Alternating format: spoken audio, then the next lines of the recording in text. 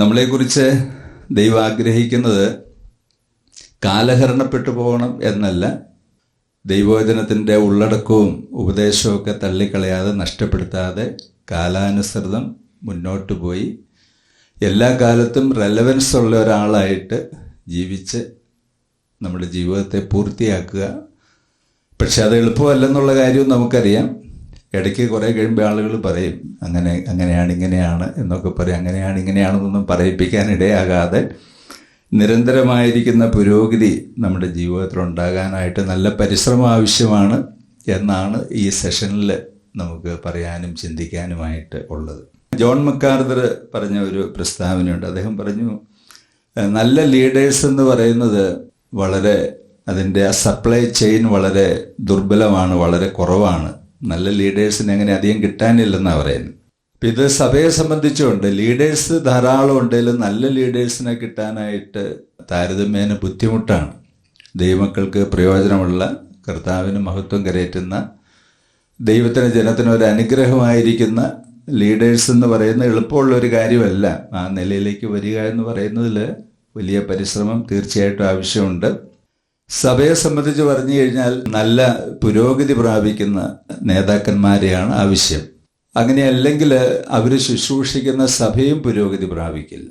സഭാചരിത്രം പരിശോധിക്കുമ്പോൾ തന്നെ നമുക്കറിയാം, വളരുന്ന നേതാക്കന്മാർ, പുരോഗമിക്കുന്ന ആളുകൾ, അവരൊക്കെ ഉള്ള കാലത്താണ് സഭയ്ക്ക് അഭിവൃദ്ധിയും പുരോഗതിയും അനുഗ്രഹങ്ങളും ഒക്കെ വന്നിട്ടുള്ളത് എന്ന കാര്യം അറിയാം. പക്ഷേ ഇത് ഒരു രാത്രി കൊണ്ട് നല്ല നേതാക്കന്മാരുണ്ടാകില്ല, ഒരു ക്യാമ്പ് കൊണ്ട് ഉണ്ടാകില്ല, വൺ ഡേ സ്റ്റഡി കൊണ്ടൊന്നും നല്ല നേതൃത്വം ഒരിക്കലും ഡെവലപ്പ് ചെയ്ത് വരികയില്ല.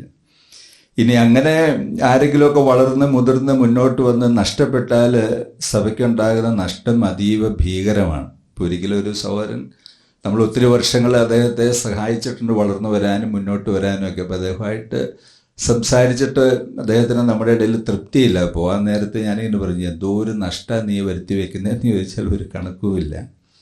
എത്ര സഹോദരന്മാർ എത്രയോ മണിക്കൂറുകൾ നിൻ്റെ ജീവിതത്തിൽ ഇൻവെസ്റ്റ് ചെയ്തു, എന്തോരം പൈസ നിനക്ക് വേണ്ടി സഭകൾ ഇൻവെസ്റ്റ് ചെയ്തു. ഇതെല്ലാം കഴിഞ്ഞിട്ടേച്ച് പോവുക എന്ന് പറയുന്നത് സഭയ്ക്ക് ഭയങ്കര തിരിച്ചടിയാണ്, ഭയങ്കര ഡാമേജാണ്.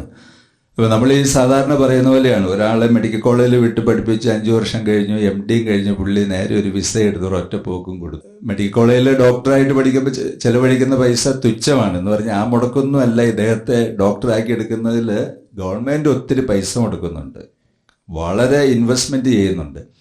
അപ്പോൾ എന്ന് പറയുന്ന പോലെ ഈ നേതാക്കന്മാരായിരിക്കുന്ന ആളുകളെ നേതാക്കന്മാരായി വളർത്തിയെടുത്തതിൻ്റെ പുറകിൽ ദൈവത്തിൻ്റെ സഭയും ദൈവത്തിൻ്റെ ദാസന്മാരും ചെലവഴിക്കുന്ന ചെലവിന് കയ്യും കണക്കുമില്ല. ഭയങ്കരമായിരിക്കുന്ന ചെലവ് ചെയ്താണ് ആളുകളെ മുന്നോട്ട് കൊണ്ടുവരുന്നത്. അപ്പം അവർ വളർന്ന ഒരു നിലയിലേക്ക് എത്തിക്കഴിഞ്ഞാൽ പുറകോട്ട് പോകാൻ ഇടയാകുക എന്ന് പറയുന്നത് ഭയങ്കര സെറ്റ് ബാക്കാണ്. സഭയെ സംബന്ധിച്ച് ഭയങ്കര ഡാമേജ് വരുത്തുന്ന ഒരു കാര്യമാണ്. അപ്പം അങ്ങനെ വരാനായിട്ട് പാടില്ല. ഒന്ന്, ഇട്ടേച്ച് പോകാനും പാടില്ല. 2, പ്രയോജനമില്ലാത്ത നിലയിലേക്ക് നമ്മൾ സാവകാശം ജീർണിച്ച് അങ്ങനെ പോകാനായിട്ട് പാടില്ല. എപ്പോഴും മുന്നോട്ട് പോകുന്ന ഒരു നിലയിലേക്ക് തീർച്ചയായിട്ടും വരേണ്ടത് ആവശ്യമാണ്. ഈ നേതാക്കന്മാർ വളർന്നാലേ സഭ വളരുകയുള്ളൂ. അവർ മുന്നോട്ട് പോയാലേ അവരുടെ ശുശ്രൂഷയിലുള്ള സഭയ്ക്ക് പുരോഗതിയും അനുഗ്രഹവും അനുഭവിക്കാനായിട്ട് സാധിക്കുകയുള്ളൂ. അല്ലെങ്കിൽ അവർ പല നിലയിൽ പുറകോട്ട് പോകും. ഇപ്പം സദൃശവാക്യങ്ങൾ 21-ാം അധ്യായത്തിൻ്റെ 5-ാമത്തെ വാക്യത്തിൽ പറയുന്ന ഒരു പ്രസ്താവനയുണ്ടല്ലോ. അവിടെ പറയുന്നത്, ഉത്സാഹിയുടെ വിചാരങ്ങൾ സമൃദ്ധി ഹേതുകങ്ങളാകുന്നു. അങ്ങനെയാണ് പറയുന്നത്, ഉത്സാഹിയുടെ വിചാരങ്ങൾ സമൃദ്ധി ഹേതുകങ്ങളാകുന്നു. ഇപ്പം ലീഡേഴ്സിനെ കുറിച്ച് പറയുന്ന ഒരു പ്രസ്താവനയാണ്, അവരുടെ ലോകം എപ്പോഴും വികസിതമാണ്, വികസിച്ചുകൊണ്ടിരിക്കും. അയ്യോ, ഇനി ഒരു സാധ്യതയില്ല, ഓൾട്ടർനേറ്റീവ് ഇല്ല, എന്നെ കൊണ്ടൊന്നും പറ്റില്ല, മടുത്തു എന്നിങ്ങനെ ചിന്തിക്കുന്നയാളുടെ ലോകം സമൃദ്ധമല്ല. അദ്ദേഹത്തിൻ്റെ ലോകം ചുരുങ്ങിക്കൊണ്ടിരിക്കുകയാണ്, മടുപ്പായി തുടങ്ങിക്കൊണ്ടിരിക്കുകയാണ്. എന്നാൽ ഉത്സാഹിയുടെ വിചാരങ്ങളെക്കുറിച്ച് പറയുന്ന അങ്ങനെയല്ല. ഉത്സാഹിയുടെ വിചാരങ്ങൾ സമൃദ്ധി ഹേതുകങ്ങളാകുന്നു. അത് പുരോഗമനാത്മകമാണ്, അഭിവൃദ്ധി ഹേതുവാണ്, മുന്നോട്ട് പോകണമെന്ന് ചിന്തിക്കുന്നയാളാണ്. അദ്ദേഹത്തിൻ്റെ ലോകം എന്ന് പറയുന്നത് വളരെ ചെറിയൊരു ലോകമല്ല, അത് നിരന്തരം ഇങ്ങനെ വികസിച്ചുകൊണ്ടിരിക്കുന്ന ഒരു ലോകമാണ്.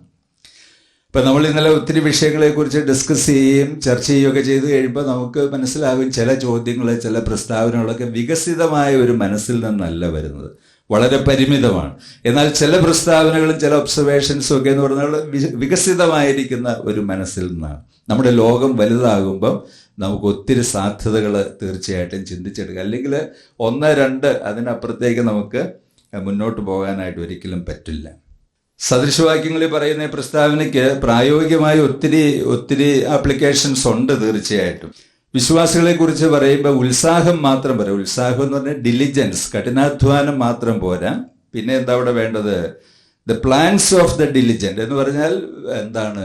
ഉത്സാഹിയുടെ വിചാരങ്ങൾ, ചുമ്മാ ഒരു വിചാരമല്ല, ഉത്സാഹിയുടെ പ്ലാൻസ്, അദ്ദേഹത്തിന്റെ പദ്ധതികൾ. അതാണ് ആ മനുഷ്യനെ എവിടേക്ക് എത്തിക്കുന്നത്? പുരോഗതിയിലേക്കും അനുഗ്രഹത്തിലേക്കും വാസ്തവത്തിൽ എത്തിക്കുന്നത്. ഒരു ദേവദാസൻ പറഞ്ഞ വ്യാഖ്യാനം എനിക്ക് ഇഷ്ടപ്പെട്ടു. ഒരാൾ കഠിനാധ്വാനം ചെയ്തു എന്നുള്ളതുകൊണ്ട് മാത്രം സമൃദ്ധി സൃഷ്ടിക്കുന്ന ഒരു നേതാവാകുന്നില്ല. അദ്ദേഹത്തിന് നല്ല പ്ലാൻസും കൂടെ വേണം, നല്ല തെളിഞ്ഞ ചിന്തകൾ, നല്ല ആലോചനകൾ, അതൊക്കെയും ആവശ്യമാണ്. എന്നിട്ട് അദ്ദേഹം പറഞ്ഞു, നല്ല അധ്വാനവും അതുപോലെ തെളിഞ്ഞ ചിന്തകൾ, നല്ല പദ്ധതികളും കൂടെ ചേരുമ്പോഴാണ് ഒരു മനുഷ്യനെ ശുശ്രൂഷയിൽ സക്സസ്ഫുൾ ആക്കി തീർക്കുന്നത്, പ്രയോജനമുള്ള ആളാക്കി തീർക്കുന്നത്. നമ്മുടെ മനസ്സ് അടഞ്ഞുപോയി. നമ്മൾ രാവിലെ തൊട്ട് വൈകുന്നേരം വരെ കിടന്ന് ഭയങ്കരമായിട്ട് അധ്വാനിക്കുന്നുണ്ട്. പക്ഷേ അത് പുരോഗതിയിലേക്ക് എത്തിക്കണമെന്ന് നിർബന്ധമില്ല. അപ്പം സഭയെ സംബന്ധിച്ചും ശുശ്രൂഷകളെ സംബന്ധിച്ചും ഇത് വളരെ സത്യമാണ്. നമ്മൾ റുട്ടീനായിട്ട് ചെയ്യുന്ന കാര്യങ്ങൾ ചെയ്തു പോകാനായിട്ട് പിന്നെ സത്യത്തിൽ ആ സഭയ്ക്ക് മൂപ്പന്മാരുടെ ആവശ്യം വേണമെന്നില്ല. ഇപ്പം ഞായറാഴ്ച സഭായോഗം നടത്താനായിട്ട് എൽഡേഴ്സ് ഇല്ലെങ്കിലും കുഴപ്പമില്ല, അവിടെ ചെറുപ്പക്കാരോ പിള്ളേരൊക്കെ നല്ല ഭംഗിയായിട്ട് നടത്തിക്കോളൂ. ഒരു പ്രെയർ മീറ്റിംഗ് നടത്താനായിട്ട് വാസ്തവത്തിൽ ആവശ്യമില്ല. എന്നാൽ ഓപ്ഷൻസ് കണ്ടെത്തി സഭയ്ക്ക് മുന്നോട്ട് പോകാനായിട്ടുള്ള സാധ്യതകൾ സൃഷ്ടിച്ച് പുതിയ ആലോചനകൾ പറഞ്ഞ് മക്കളെ, ദൈവത്തിൻ്റെ ജനത്തെ മുന്നോട്ട് നയിക്കുന്നതിലാണ് വാസ്തവത്തിൽ അനുഗ്രഹം എന്ന് പറയുന്നത്. നമ്മൾ പലപ്പോഴും മുതിർന്ന സഹോദരന്മാരെ ചർച്ചസിലേക്ക് പല കാര്യങ്ങളിൽ വിളിക്കുമ്പം ഞാനിങ്ങനെ ചിന്തിക്കാറുണ്ട്. വാസ്തവത്തിൽ അവർ ചെന്ന് കഴിയുമ്പം വിശ്വാസികൾ അങ്ങനെ ഇനി എന്നെ ചെയ്യുന്നത്, ഇതിപ്പോൾ ഒരു വല്ലാത്ത കെണിയിലായി, ഇനിയിപ്പോൾ എന്ത് ചെയ്യും, സഭ പിളർന്നു പോവോ, ഭിന്നിച്ചു പോവോ എന്നൊക്കെ വിചാരിച്ചിരിക്കുന്ന സമയത്ത് ബന്ധപ്പെട്ട ആളുകളെല്ലാം ഒരുമിച്ച് കൂട്ടി ഒരു 2 മണിക്കൂർ ഇരുന്ന് സംസാരിച്ച് കഴിയുമ്പോൾ ഒരു പുതിയ വഴിത്താര തുറന്നിട്ട് ആ ഭിന്നതയുടെ സ്വരങ്ങളെല്ലാം അവസാനിപ്പിച്ച് നിങ്ങൾ മുന്നോട്ട് പോ എന്ന് പറയുന്നത്. അതാണ് സത്യത്തിൽ ആളുകളെ മുന്നോട്ട് നയിക്കുന്നത്. അതാണ് നല്ല ലീഡർഷിപ്പ് എന്ന് പറയുന്നത്. ഒരു പ്രസംഗം ചെയ്ത് തീർന്നു എന്നുള്ളതല്ല നല്ല നേതൃത്വം. അപ്പം ആളുകൾ പറയാണ് ഇവിടം വരെ പറ്റുള്ളൂ, ഇനി മുന്നോട്ട് പോകാനായിട്ട് സാധിക്കുകയില്ലെന്ന് ചിന്തിക്കുന്നിടത്ത് നമ്മൾ ചെന്ന് ഒരു പുതിയ വഴി തുറന്നു കൊടുത്തിട്ട് ആ പ്രശ്നത്തിൻ്റെ സൊല്യൂഷൻ വരുത്തി അവർ മുന്നോട്ട് കൊണ്ടുപോവുകയാണ്. അതാണ് വാസ്തവത്തിൽ ആവശ്യമായിട്ടിരിക്കുന്ന ഒരു പ്രധാനപ്പെട്ട കാര്യം. അപ്പം നല്ല നേതാക്കന്മാർ അവർ വളരുന്ന ആളുകളാണ്, അവർ പുരോഗമിക്കുന്ന ആളുകളാണ്, നന്നായി ചിന്തിക്കുന്ന മനുഷ്യരാണ്, അതോടൊപ്പം നന്നായിട്ട് അധ്വാനിക്കുന്ന ആളുകളാണ്. പലപ്പോഴും നമ്മൾ ചിന്തിക്കാറുണ്ട്, ഞാൻ എന്തോ ഒരു അധ്വാനിച്ചു, പക്ഷെ ഒരു പുരോഗതിയും ഈ സഭയ്ക്ക് വരുന്നില്ല. അപ്പം അങ്ങനെയുള്ള ആളുകൾ ചിന്തിക്കേണ്ട ഒരു കാര്യം, ഈ സഭയ്ക്ക് പുരോഗതി വരുന്നില്ലെങ്കിൽ അധ്വാനത്തിൻ്റെ പ്രശ്നമാണോ, അതിനെ സ്വീകരിച്ച വഴികളുടെ പ്രശ്നമാണോ? സ്പർജൻ പറയായിരുന്നു, ഒരു സ്ഥലത്ത് തന്നെ സ്ഥിരം മീൻ വലയിട്ടുകൊണ്ടിരിക്കരുത്, അവിടുത്തെ മീൻ തീർന്നു, ഇനി അടുത്ത സ്ഥലത്തേക്ക് മാറി വലയിറക്ക് എന്ന് പറയുന്ന പോലെ ഇറക്കിയെടുത്ത് തന്നെ ഇറക്കിക്കൊണ്ടിരുന്നിട്ട് കാര്യമൊന്നുമില്ല, പറഞ്ഞത് തന്നെ പറഞ്ഞുകൊണ്ടിരുന്നിട്ട് കാര്യമൊന്നുമില്ല. തീർച്ചയായിട്ടും ആ ചർച്ചിനെ വളർത്തിയെടുക്കാൻ, പുരോഗമിപ്പിക്കാൻ, മുന്നോട്ട് കൊണ്ടുപോകാനൊക്കെ അതിനുള്ള സാധ്യതകൾ നമ്മുടെ മുൻപിലുണ്ട്. നമ്മുടെ ഇടയിൽ അടുത്ത നാളിൽ ദൈവത്തിൻ്റെ വചനത്തിന് അമേരിക്കൻ സംസാരിച്ച ഒരു ദേവദാസനുണ്ടല്ലോ, അലക്സ് സ്ട്രോക്ക്. അപ്പോൾ അദ്ദേഹത്തെക്കുറിച്ച് ഇങ്ങനെ ബ്രദർ പറയുന്ന കേട്ടോ, അദ്ദേഹം അടച്ചു പൂട്ടാറായ പല സഭകളും ഏറ്റെടുത്ത് ഒരു 1.5 വർഷം കൊണ്ട് സഭയെ വളർത്തിയെടുക്കുകയാണ്. ഒരു 500-1000 ആളുകളുള്ള നിലയിലേക്ക് അതിനെ വളർത്തി മുന്നോട്ട് കൊണ്ടുപോവുകയാണ്. അപ്പം അവർ ആ സഭ ഇനി മുന്നോട്ട് കൊണ്ടുപോകാൻ പറ്റില്ല എന്ന് വിചാരിച്ച് അടച്ചുപൂട്ടലിൻ്റെ ഒരു ഭീഷണിയിലേക്ക് വരുമ്പം അദ്ദേഹം അങ്ങനെയുള്ള, ചിലപ്പം എല്ലാം ആയിരിക്കില്ല, അങ്ങനെയുള്ള സ്ഥലങ്ങളിലേക്ക് ചെന്ന് അതിനെ ഏറ്റെടുത്ത് അതിനെ മുന്നോട്ട് കൊണ്ടുപോവുകയാണ്. അപ്പം ചർച്ചിലുള്ള നേതാക്കന്മാർ, ദൈവത്തിൻ്റെ ദാസന്മാർ വളർന്നുകൊണ്ടിരിക്കുന്ന ആളുകളാണെങ്കിൽ അവർ വളർച്ച അവരുടെ മാത്രമല്ല സഭയുടെ വളർച്ചയും ഉറപ്പുവരുത്തും, അതിനെ മുന്നോട്ട് നയിക്കും. അങ്ങനെ മുന്നോട്ട് പോകുമ്പോഴാണ് ചേർച്ചിന് ഒരു മോട്ടിവേഷൻ, ഒരു അനുഗ്രഹം, ഒരു സന്തോഷം, ഒരു ആവേശം ഒക്കെ അത് ആളുകൾക്ക് ലഭിക്കുകയുള്ളൂ. ഒത്തിരി രംഗത്ത് ഒത്തിരി കാര്യങ്ങളിൽ പരാജയപ്പെട്ട് വളരെ ഖിന്നഹൃദയനായി തീർന്ന ഒരു സ്നേഹിതൻ അദ്ദേഹത്തെ സുവിശേഷമൊക്കെ പറഞ്ഞ് രക്ഷയിലേക്ക് നയിച്ചു. അപ്പൊ അദ്ദേഹം മൊത്തം സാമ്പത്തികമായ പ്രതിസന്ധിയിലും പ്രയാസങ്ങളിലും ഒക്കെ ആയിരുന്നു. അദ്ദേഹത്തെ വചനമൊക്കെ കുറേശ്ശെ പഠിപ്പിച്ചു, ബൈബിൾ ക്ലാസ്സിലൊക്കെ നടത്തി, ചർച്ചിൽ റെഗുലറായി അദ്ദേഹത്തെ സ്നാനപ്പെടുത്തി, അദ്ദേഹത്തിന് ഒരു ചെറിയ പ്രസ്ഥാനം തുടങ്ങാനായിട്ട് എല്ലാവരും കൂടെ ഉത്സാഹിപ്പിച്ചു. അപ്പൊ ഈ അടുത്ത നാളിൽ അദ്ദേഹത്തിന്റെ ബിസിനസ് ക്ലച്ച് പിടിച്ചു. അത് പയ്യെ വളരാനും മെച്ചപ്പെടാനും. അപ്പൊ പുള്ളി ആള് മാറി. പുള്ളിക്കും ഭയങ്കര ഉത്സാഹമായി, സന്തോഷമായി, ആവേശമായി എന്ന് പറഞ്ഞാൽ ജീവിക്കാനായിട്ട് മുന്നോട്ട് പോകാനുള്ള ഒരു മോട്ടിവേഷൻ കിട്ടി. അപ്പൊ ഈ സഭയെ സംബന്ധിച്ച് പറഞ്ഞാൽ മോട്ടിവേഷണൽ മെസ്സേജ് കൊണ്ട് സഭ അധികം മോട്ടിവേറ്റഡ് ആകില്ല. മോട്ടിവേഷൻ കിട്ടണമെങ്കിൽ റിസൾട്ടുകൾ ഉണ്ടാകണം. അവിടെ ചില കാര്യങ്ങൾ സംഭവിക്കണം. അങ്ങനെ സംഭവിക്കുമ്പം തീർച്ചയായിട്ടും സഭയ്ക്ക് മുന്നോട്ട് പോകാനുള്ള പുരോഗതിയും ആവേശമൊക്കെ കിട്ടും. പക്ഷെ അത് സൃഷ്ടിക്കണമെങ്കിൽ നമ്മൾ പറഞ്ഞ പോലെ അപ്സ്കില്ലിങ്, നമ്മുടെ സ്വന്തം ജീവിതത്തിൽ പുരോഗതിയും അനുഗ്രഹവും വരുമ്പോഴാണ് നമുക്കതിലേക്ക് ആളുകളെ നയിക്കാനായിട്ട് സാധിക്കുന്നത്. എങ്ങനെയാണ് നമ്മുടെ നിപുണി വികസനം അല്ലെങ്കിൽ നമ്മൾ നൈപുണ്യ വികസനം സംഭവിക്കേണ്ടത്? പല കാര്യങ്ങളെക്കുറിച്ച് പറയാമെന്ന് വിചാരിക്കുന്നു. അതിനകത്ത് ഒന്ന് ഇന്റലക്ച്വൽ പ്രിപ്പറേഷൻസ്, നമ്മുടെ ബൗദ്ധികമായിരിക്കുന്ന ഒരു പുരോഗതി തീർച്ചയായിട്ടും സൃഷ്ടിച്ചെടുക്കണം. അതിന് ഒന്നാമത്തെ കാര്യം എന്ന് പറയുന്നത് ദൈവത്തിന്റെ വചനം പഠിക്കണം. നല്ല ഒരു ബൈബിൾ സ്റ്റഡി, ഒരു നല്ല ബൈബിൾ സ്റ്റുഡൻ്റ് ആയിട്ട് തീരാനുള്ള ഒരു ഉത്സാഹം, ഒരു സമർപ്പണം വേണം. ദൈവത്തിന്റെ വചനം എഴുതിയത് അന്നത്തെ കാലത്തെ സാധാരണക്കാരുടെ ഭാഷയിലാണ്, കൊയിനെ ഗ്രീക്കിലാണ്. അന്നത്തെ കാലത്തെ ആളുകളുടെ സാധാരണക്കാരുടെ ഭാഷയിലാണ്. പക്ഷെ അതിന്റെ ഉള്ളടക്കം സാധാരണമല്ലായിരുന്നു. സാധാരണക്കാരുടെ ഭാഷയിൽ എഴുതിയ കാര്യങ്ങൾ സാധാരണ കാര്യങ്ങളല്ല എഴുതിയത്, വളരെ അസാധാരണമായ കാര്യങ്ങൾ എഴുതിയത്. അപ്പൊ എന്ന് പറഞ്ഞ പോലെ ലീഡേഴ്സിനെ കുറിച്ച് പറയുന്ന പോലെ സാധാരണക്കാരായിരിക്കുന്ന ആളുകളായിരിക്കാൻ നേതൃത്വത്തിലേക്ക് വരുന്നത്. പക്ഷേ അവര് ഉള്ളടക്കം കൊണ്ടും പഠനം കൊണ്ടും സാധാരണക്കാരേക്കാൾ തോൾ പൊക്കം ഫ്രണ്ടിൽ നിൽക്കണം. എന്നാലാണ് ആളുകളെ മുന്നോട്ട് നയിക്കാനായിട്ട് സാധിക്കുകയുള്ളൂ. ശൗല് നിന്നപ്പോൾ എന്താ സംഭവിച്ചത്? ഇസ്രായേലിലുള്ള ബാക്കി എല്ലാവരും അദ്ദേഹത്തിന്റെ തോളൊപ്പമുള്ള, അദ്ദേഹത്തിന്റെ ഒപ്പം എത്തുന്നില്ല. അപ്പൊ സാധാരണക്കാരായിരിക്കുന്ന ആളുകളാണ് രക്ഷയുടെ അനുഭവത്തിലേക്ക് വരുന്നത്, അവരാണ് സഭയുടെ നേതൃത്വത്തിലേക്ക് വരുന്നത്. പക്ഷെ അവര് സാധാരണക്കാരായിട്ട് മാത്രം തുടർന്നാൽ അസാധാരണ കാര്യങ്ങൾ ചെയ്യുന്ന ഒരു സമൂഹമാക്കി സഭയെ മുന്നോട്ട് നയിക്കാൻ അവർക്ക് പറ്റില്ല. അപ്പം അതുകൊണ്ട് എന്ത് ചെയ്യണം? അവരുടെ ഉള്ളടക്കം വികസിതമാകണം, അവരുടെ കാഴ്ചപ്പാടുകൾക്ക് പുരോഗതി വരണം, അവരുടെ തീരുമാനങ്ങൾ മെച്ചപ്പെടണം, അവർ ഷാർപ്പായി തീരണം. എങ്കിൽ മാത്രമാണ് എന്ത് പറ്റുള്ളൂ? ജനത്തെ നയിക്കുന്ന ആളുകളായിട്ട് അവർക്ക് തീരാനായിട്ട് പറ്റുള്ളൂ. ജനത്തെ നയിക്കണമെങ്കിൽ ആ കൊയിനെ സ്റ്റാൻഡേർഡിൽ നിന്നാൽ പോരാ, കൊയിനേക്കാൾ ഒരു കട്ട് എബവ് മുന്നോട്ട് നിൽക്കാനായിട്ട് സാധിക്കേണ്ടത് വളരെ ആവശ്യമാണ്. അപ്പം അതിന് നമ്മളെ വളരെ ഉത്സാഹിപ്പിക്കുന്ന കാര്യമാണ് ദൈവത്തിൻ്റെ വചനത്തിൻ്റെ പഠനം, വേദപുസ്തക സത്യങ്ങളുടെ ധ്യാനം, പഠനം. അപ്പം അതിന് നല്ല പരിശ്രമം ആവശ്യമാണ്. ഇപ്പം വേദപുസ്തകം പരിശോധിച്ച് നോക്കിയാൽ വേദപുസ്തകത്തിലെ പുതിയ നിയമത്തിൽ തിളങ്ങി നിൽക്കുന്ന ദൈവദാസന്മാർ നല്ല പഠനം എടുത്ത ആളുകളും പഠിച്ചുകൊണ്ടിരുന്ന മനുഷ്യരുമാണ്. അപ്പൊല്ലോസിനെ കുറിച്ച് നമുക്കറിയാം. അദ്ദേഹം വളരെ കുറഞ്ഞ സമയം കൊണ്ട് വളരെ നേട്ടങ്ങൾ കൈവരിച്ച, വളരെ പുരോഗതി കൈവരിച്ച ആളാണ്. പ്രവൃത്തികളുടെ പുസ്തകം 18-ാം അധ്യായത്തിന്റെ 25-ാമത്തെ വാക്യത്തിൽ അദ്ദേഹത്തെക്കുറിച്ച് പറയുന്നത്, അവൻ കർത്താവിന്റെ മാർഗത്തിൽ ഉപദേശം ലഭിച്ചവൻ. ഉപദേശം ലഭിച്ചു എന്നതിന് ഉപയോഗിച്ചിട്ടുള്ള പദത്തിന്റെ അർത്ഥം കാറ്റിക്കൈസ്ഡ് എന്നാണ്.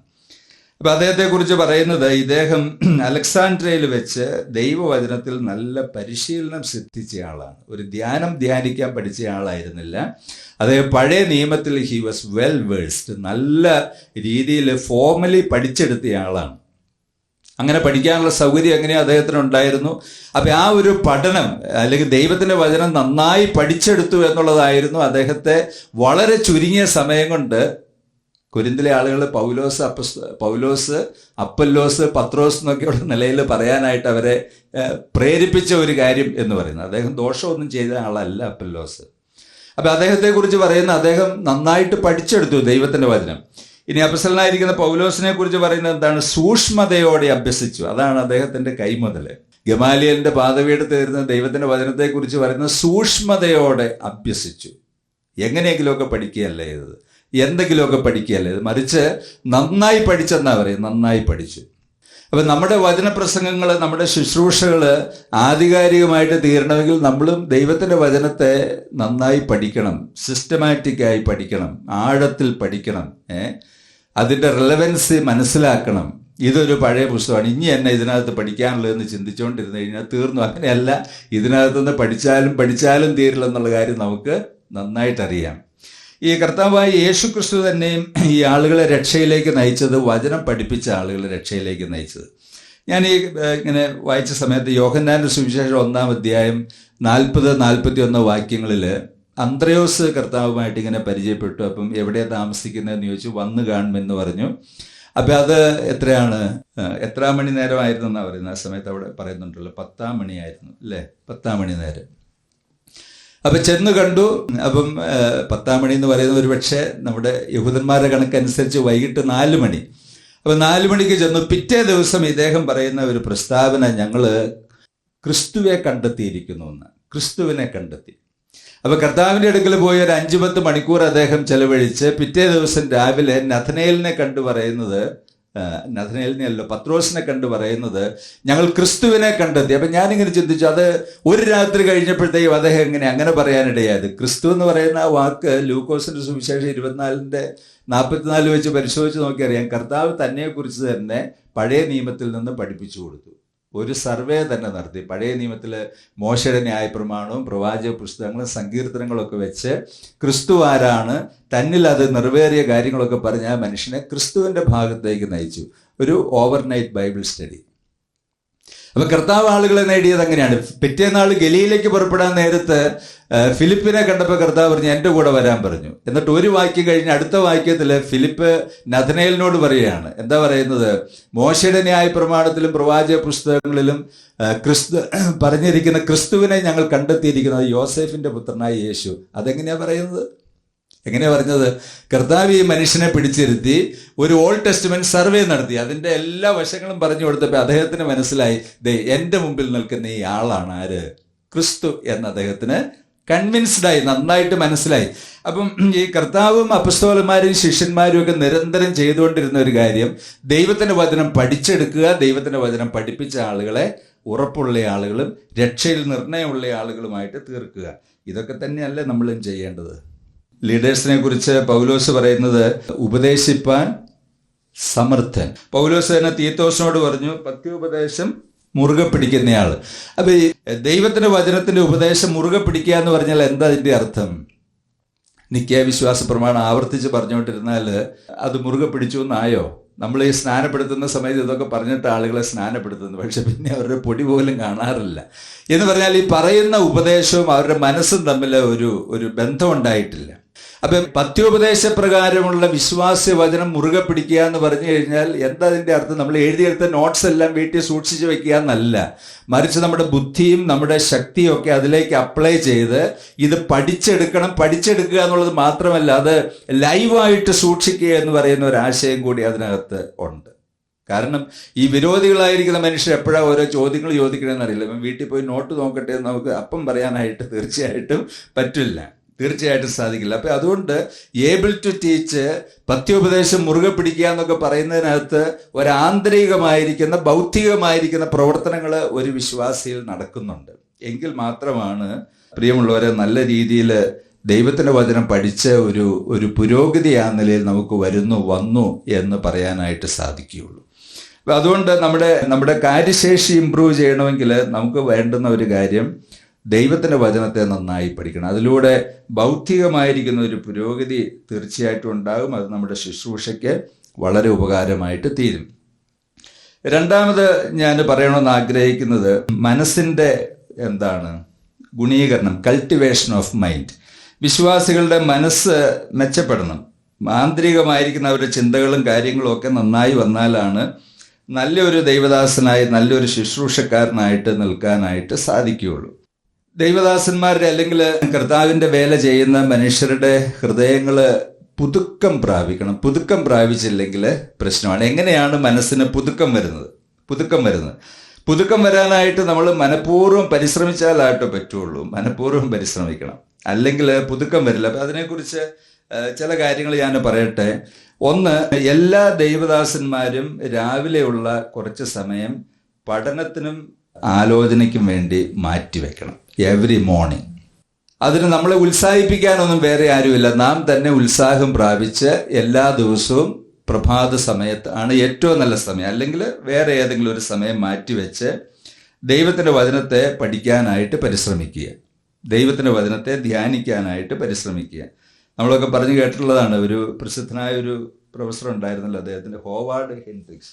അദ്ദേഹത്തെക്കുറിച്ച് പറയുന്നത്, അദ്ദേഹത്തിൻ്റെ സ്റ്റുഡൻസ് രാത്രി വൈകി സെമിനാരിയിൽ നിന്ന് ഹോസ്റ്റലിലേക്ക് പോയ സമയത്ത് ഇദ്ദേഹത്തിൻ്റെ മുറിയിൽ വിളക്കുണ്ടായിരുന്നു. ചില ദിവസം രാവിലെ അതിപ്രഭാതത്തിൽ ചിലപ്പോൾ പിള്ളേർ സെമിനാരിയിലേക്ക് പോകുന്ന സമയത്ത് അദ്ദേഹത്തിൻ്റെ മുറിയിൽ വിളക്കുണ്ടായിരുന്നു. അപ്പോൾ ഇദ്ദേഹം നല്ല ശുശ്രൂഷ ചെയ്തതിൻ്റെ കാര്യമായിട്ട് പറയുന്നത്, ഇദ്ദേഹത്തിൻ്റെ വൈകിയ വേളകളും ഏർലി മോർണിംഗ്സും ഒക്കെ ദൈവത്തിൻ്റെ വചനം പഠിക്കാനായിട്ട് അദ്ദേഹം മാറ്റിവെച്ചു. അദ്ദേഹത്തിൻ്റെ ശുശ്രൂഷകൾ വളരെ അനുഗ്രഹമായി, വളരെ മനോഹരമായി. ഇപ്പം ഇതിൻ്റെ ഒരു പ്രായോഗിക വശം പറഞ്ഞാൽ, ഇപ്പം പല സഹോദരന്മാരും ആഴ്ചയിൽ എല്ലാ ദിവസവും ക്ലാസ് എടുക്കുന്ന ആളുകളാണ്. ഇതിൻ്റെ ഇടയിൽ കൗൺസിലിങ്, പിന്നെ ഈവനിങ് ഈ ഇതുണ്ടല്ലോ പ്രാർത്ഥനാ യോഗങ്ങൾ, പിന്നെ അതും പോരാഞ്ഞിട്ട് ഇങ്ങനെയുള്ള ചില മീറ്റിങ്ങുകൾ. അപ്പം ഇങ്ങനെ നിരന്തരമായി ഇദ്ദേഹത്തിൻ്റെ ടാപ്പിങ്ങിന് അഴിച്ചു വിടുന്ന സമയത്ത് കുറേ കഴിയുമ്പോൾ നമ്മൾ ഡ്രൈ ആയി പോവും. നമ്മുടെ ശുശ്രൂഷകൾ എവർ ഗ്രീനായിട്ട് നിൽക്കണമെങ്കിൽ പുറത്തേക്ക് കൊടുക്കുന്നതിന് ആനുപാതികമായിട്ടോ അതിലധികമായിട്ടോ ഉള്ള സത്യങ്ങൾ നമ്മുടെ ഉള്ളിലേക്ക് സ്വീകരിച്ചുകൊണ്ടിരുന്നാലാണ് വാസ്തവത്തിൽ നമുക്ക് ആ നിലയിൽ നിൽക്കാനായിട്ട് സാധിക്കുള്ളൂ. അല്ലെങ്കിൽ നമ്മൾ വേഗം ഡ്രൈ ആയിപ്പോവും. ഇപ്പം നമ്മുടെ തന്നെ ഒരു ഇവാലുവേഷനിൽ നമ്മൾ പരിശോധിച്ച് നോക്കിയാൽ മതി. അനേക പ്രസംഗങ്ങൾ, എല്ലാ പ്രസംഗങ്ങളുമാണെന്ന് ഞാൻ പറയില്ല, ഒത്തിരി പ്രസംഗങ്ങൾ അതിൻ്റെ ഇത് നഷ്ടപ്പെട്ടു. അതിൻ്റെ കാരണം എന്താണെന്ന് ചോദിച്ചാൽ, നമ്മുടെ സ്റ്റഡി പലപ്പോഴും കുറഞ്ഞു പോകുന്നു, കണ്ടന്റ് കുറഞ്ഞു പോകുന്നു. അതുകൊണ്ട് എന്ത് സംഭവിക്കുന്നതെന്ന് ചോദിച്ചാൽ, അതിൻ്റെ മൂർച്ചയും അതിൻ്റെ പ്രയോജനക്ഷമതയൊക്കെ ഒരളവിൽ കുറഞ്ഞു വരികയാണ്. എന്നാൽ അങ്ങനെയല്ല. ദൈവത്തിൻ്റെ ദാസന്മാരായിരിക്കുന്ന മനുഷ്യർ അവർ വളരെ പ്രാധാന്യം കൊടുക്കേണ്ട ഒരു ഏരിയയാണ് ദൈവത്തിൻ്റെ വചനം ഇരുന്ന് പഠിക്കാനായിട്ട് സമയം മാറ്റിവെക്കണം. അതിനുള്ള അച്ചടക്കം തീർച്ചയായിട്ടും സൂക്ഷിക്കേണ്ടത് ആവശ്യമാണ്. പൗലോസ് അപ്പോസ്തലനും പറഞ്ഞല്ലോ, ഞാൻ കർപ്പോസിൻ്റെ പക്കൽ വെച്ചേച്ചു പോകുന്ന പുതപ്പും പുസ്തകങ്ങളും വിശേഷാൽ ചർമ്മലിഖിതങ്ങളും നീ വരുമ്പം കൊണ്ടുവരണം. വില്യം ടിൻഡെയിലിനെ കത്തിക്കാനായിട്ട് ജയിലിൽ ഇട്ടിരുന്ന സമയത്ത് അദ്ദേഹത്തോട് ചോദിച്ചു, എന്താ വേണ്ടതെന്ന് ചോദിച്ചപ്പോൾ അദ്ദേഹം പറഞ്ഞു, ഹീബ്രു ലെക്സിക്കണും പിന്നെ ഒരു സാധനവും കൂടെ വേണമെന്ന് പറഞ്ഞു. അങ്ങനെ അദ്ദേഹം പറഞ്ഞത്. എഫ് ബ്രൂസിനോട് ചോദിച്ചു, ഒരു ദീപിയെ കൊണ്ടുപോയി ഒറ്റയ്ക്ക് ഇട്ട് കഴിഞ്ഞാൽ ജീവിക്കാൻ എന്ത് വേണമെന്ന് ചോദിച്ചു. അപ്പോൾ അദ്ദേഹം പറഞ്ഞു, എനിക്ക് ചാൾസ് വെസ്ലിയുടെ ഒരു പാട്ടുപുസ്തകം വേണം, പിന്നെ എനിക്ക് സ്ട്രോങ്ങിൻ്റെ ഒരു ലെക്സിക്കൺ ഇതുണ്ടല്ലോ സ്ട്രോങ് കൺകോർഡൻസ് വേണം, പിന്നെ ഒരു പുതിയ നിയമം ഉണ്ടെങ്കിൽ ഞാൻ ജീവിച്ചു പൊക്കോളാം എന്ന് പറഞ്ഞു. അത്രയും മതിയെന്ന് പറഞ്ഞു, വേറെ ഒത്തിരി കാര്യങ്ങളൊന്നും വേണ്ട. അപ്പോൾ ഇത് പറയുന്ന പോലെ പ്രിയമുള്ളവരെ, ദൈവത്തിൻ്റെ വചനത്തെ നിരന്തരമായി പഠിക്കുന്ന സഹോദരന്മാർക്കാണ് പല കാര്യങ്ങൾ ചെയ്തെടുക്കാനും ചെയ്യിപ്പിച്ചെടുക്കാനും ദൈവത്തിൻ്റെ ജനത്തെ മുന്നോട്ട് നയിക്കാനും ഒക്കെ പറ്റുള്ളൂ. വളരെ കഷ്ടപ്പെട്ട, വളരെ പ്രതികൂലമായ സാഹചര്യങ്ങളിൽ ഇരുന്ന ഒരു മനുഷ്യനായിരുന്നു ദാനിയേൽ എന്ന് നമുക്കറിയാം. പ്രവാസത്തിലായിരുന്നു. അപ്പോൾ അദ്ദേഹത്തെക്കുറിച്ച് പറയുന്ന, അദ്ദേഹം നിരന്തരമായി ദൈവവചനം പഠിച്ചുകൊണ്ടിരുന്ന ഒരു മനുഷ്യനാണ്. അദ്ദേഹത്തെക്കുറിച്ച് പറയുന്നത്, യെരുശലേമിൻ്റെ ശൂന്യാവസ്ഥ 70 സംവത്സരം കൊണ്ട് തീരും എന്നിങ്ങനെ യഹോവയുടെ അരുളപ്പാട് ഇരമ്യാ പ്രവാചകനുണ്ടായ പ്രകാരം ഒരു കാലസംഖ്യ പുസ്തകങ്ങളിൽ നിന്ന് ഗ്രഹിച്ചു. അപ്പോൾ അദ്ദേഹം ഒരു ഡിവോട്ട് ബൈബിൾ സ്റ്റുഡൻറ്റ്, എല്ലാ ദിവസവും ഈ പുസ്തകം ഇങ്ങനെ വായിക്കുകയും പഠിക്കുകയും യഹൂദന്മാരുടെ പരിപാടികളെക്കുറിച്ച് അറിയാനായിട്ട് പരിശ്രമിക്കുകയും, കർത്താവ് ഇത് എന്ന് അവസാനിക്കും, ഈ ജനത്തിന് എന്നൊരു വിടുതൽ കിട്ടും, ഇവരെങ്ങനെയാണ് ഇതിൻ്റെ ഭാവി എന്നൊക്കെ ചിന്തിക്കുകയും പഠിക്കുകയും ചെയ്തുകൊണ്ടിരുന്ന ഒരാളായിരുന്നു ദാനിയേൽ.